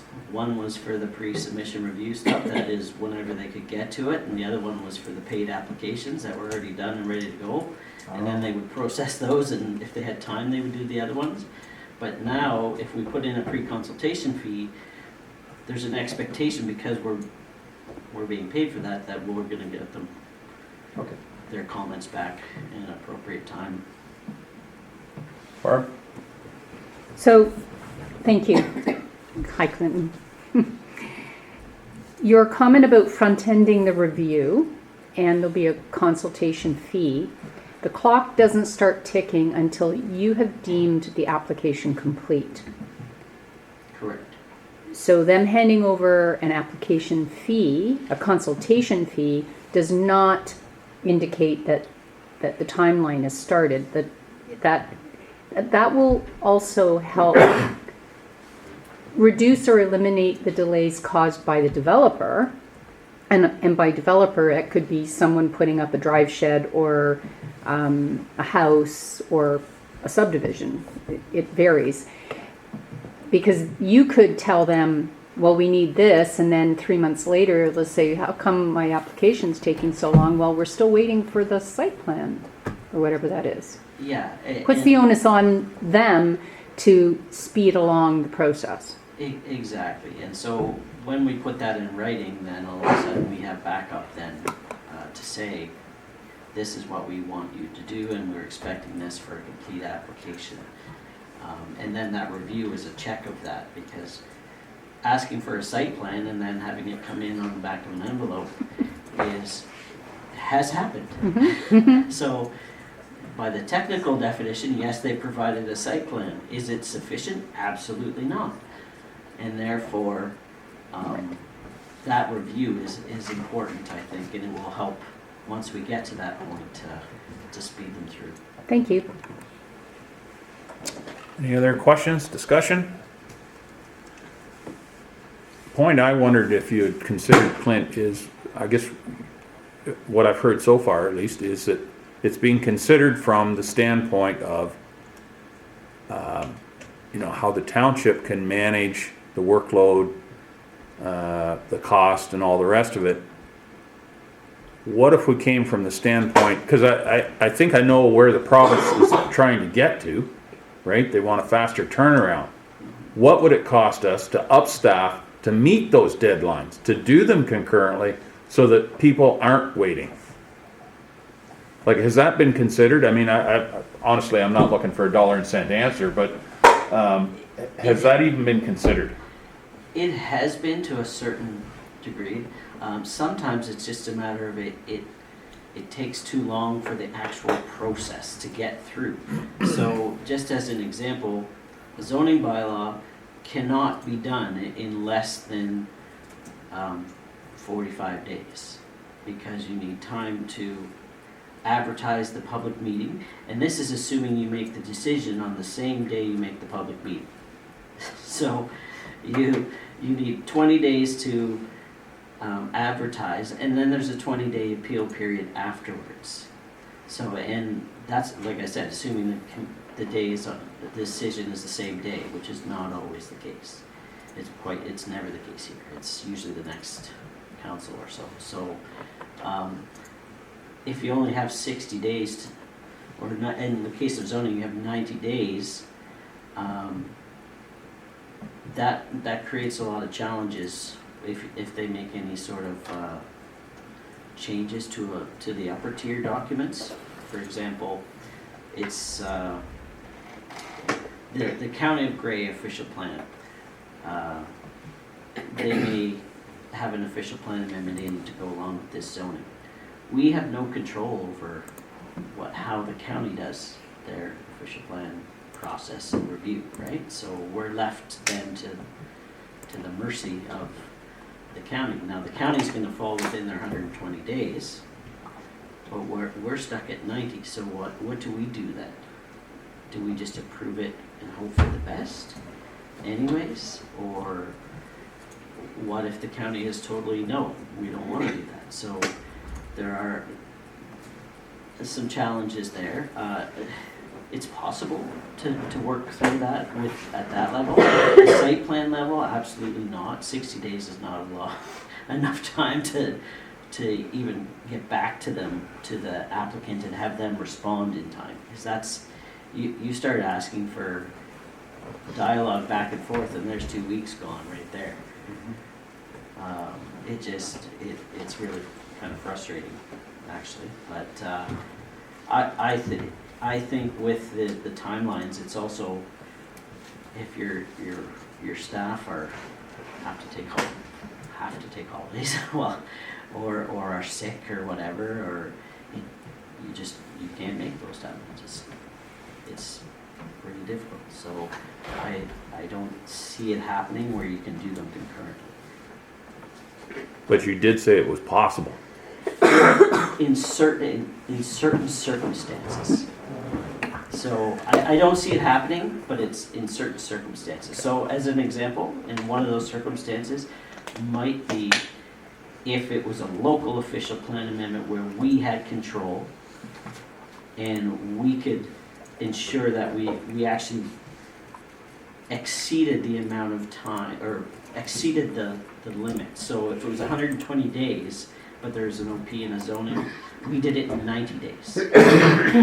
And did the whole thing in 90 days. So we would exceed our limit, or our capacity then to do it in the 120, we'd do it quicker. Right. And so, yes, it's possible. It's a lot of extra time and work, and you're juggling things quite a bit more, but it's possible. Right. All right. No, that's all good stuff to know, because you know, I think I understand the province's rationale of where they want to get to and why they want to do it.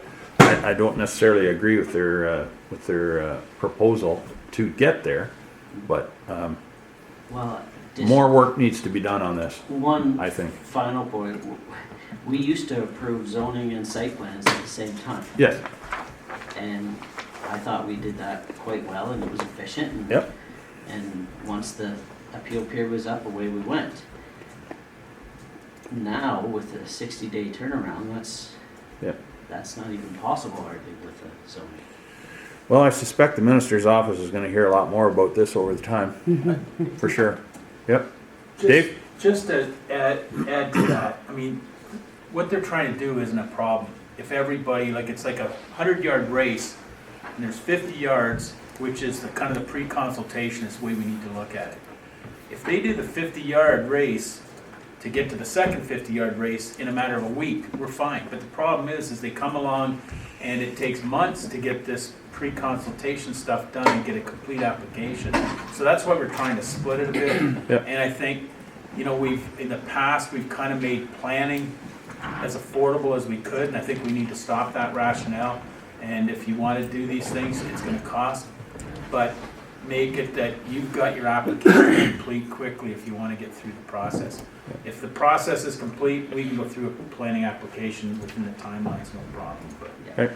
it's dragging their feet is the problem. Yep. True enough. All right. Any other questions, discussion? Jason?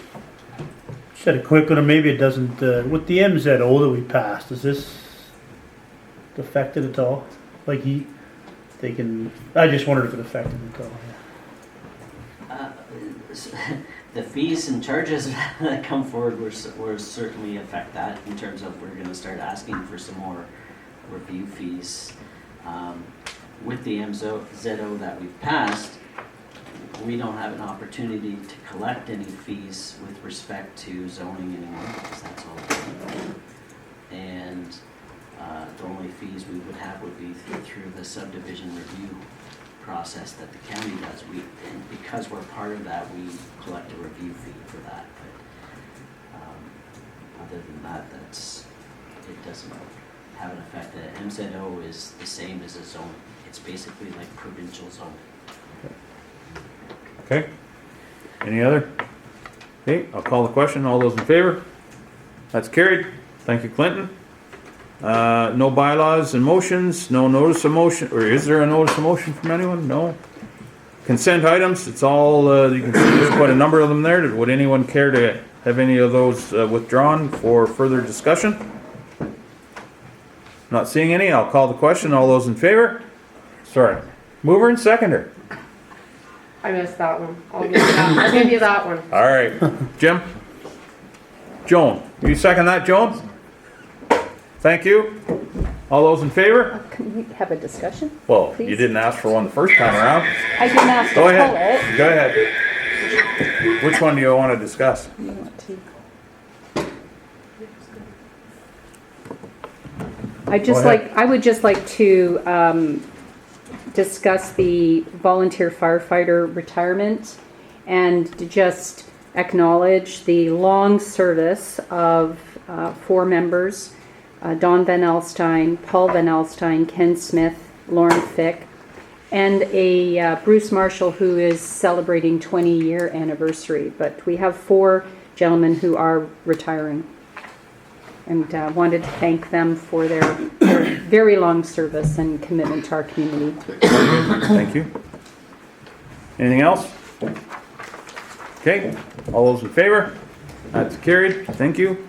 Moving on to correspondence. There's quite a list of them there as well. Someone care to move that? Or first of all, does anyone want one removed? Barb? I'd like to pull 12.2.1 Hawk's Nest. Okay. So save and accept for 12.2.1. Would anyone care to move the receiving of the rest of them? Martin and Jim? Discussion? All those in favor? That's carried. Deputy Mayor?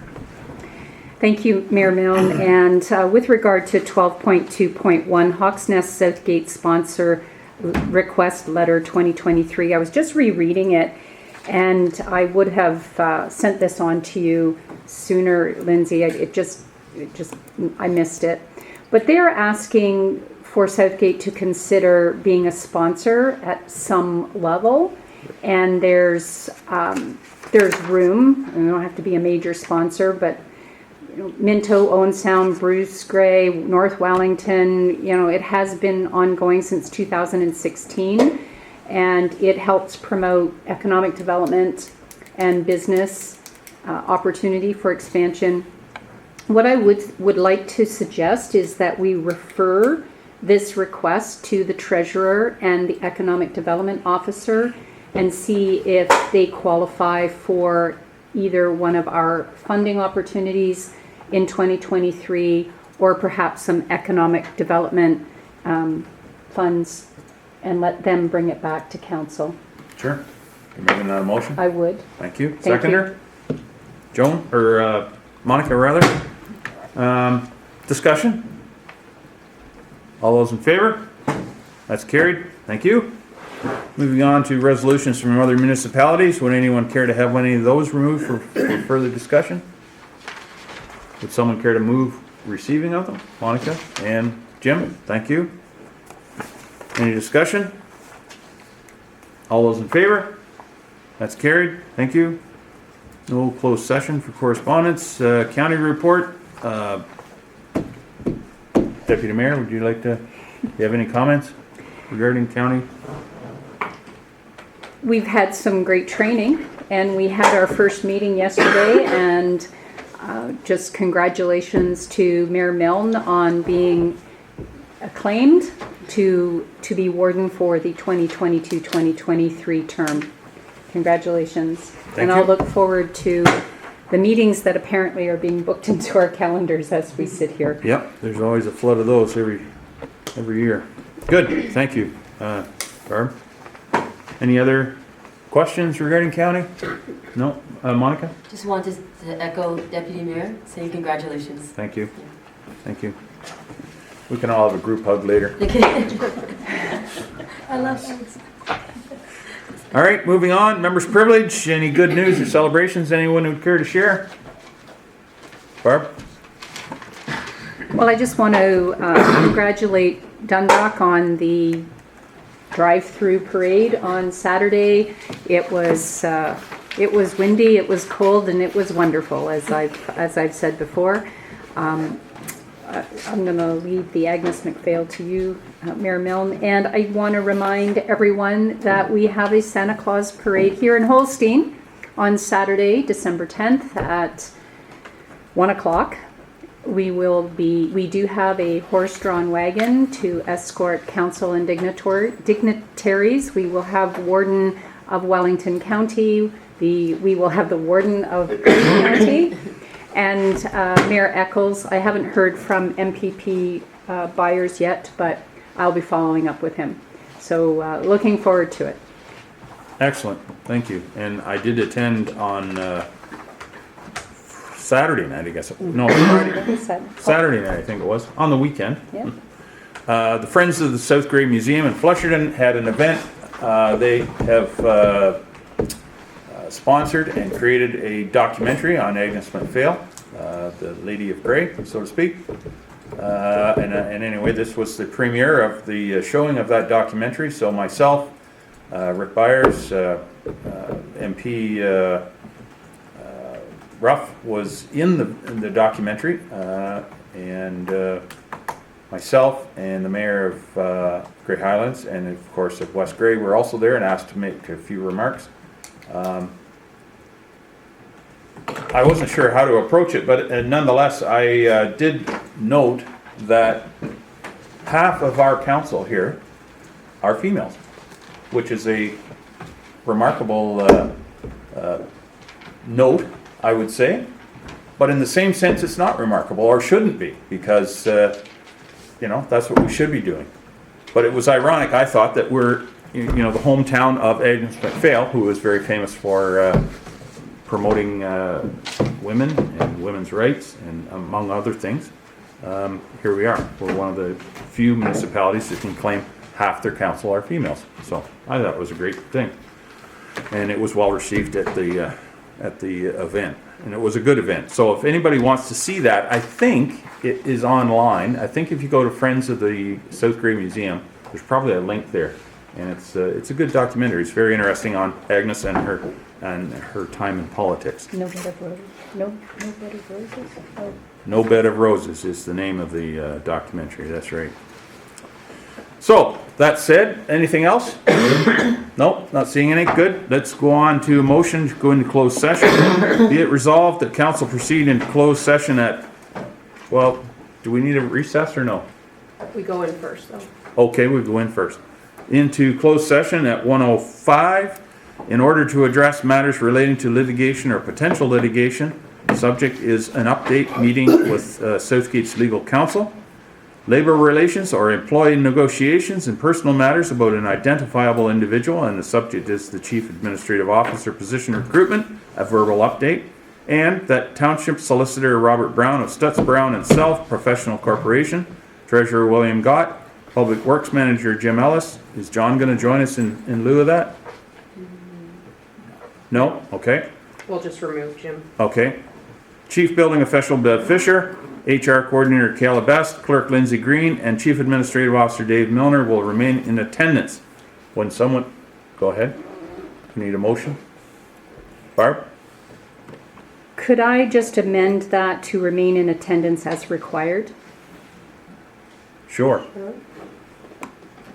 All right with that, Madam Clerk? Everyone else is okay with that? All right? I would move it. Okay. Seconder? Martin? All those in favor? That's carried.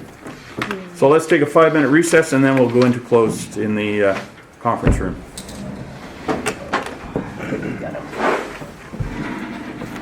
Okay, we're now back in open session, and I can report that we discussed only those matters that were listed on the closed meeting resolution.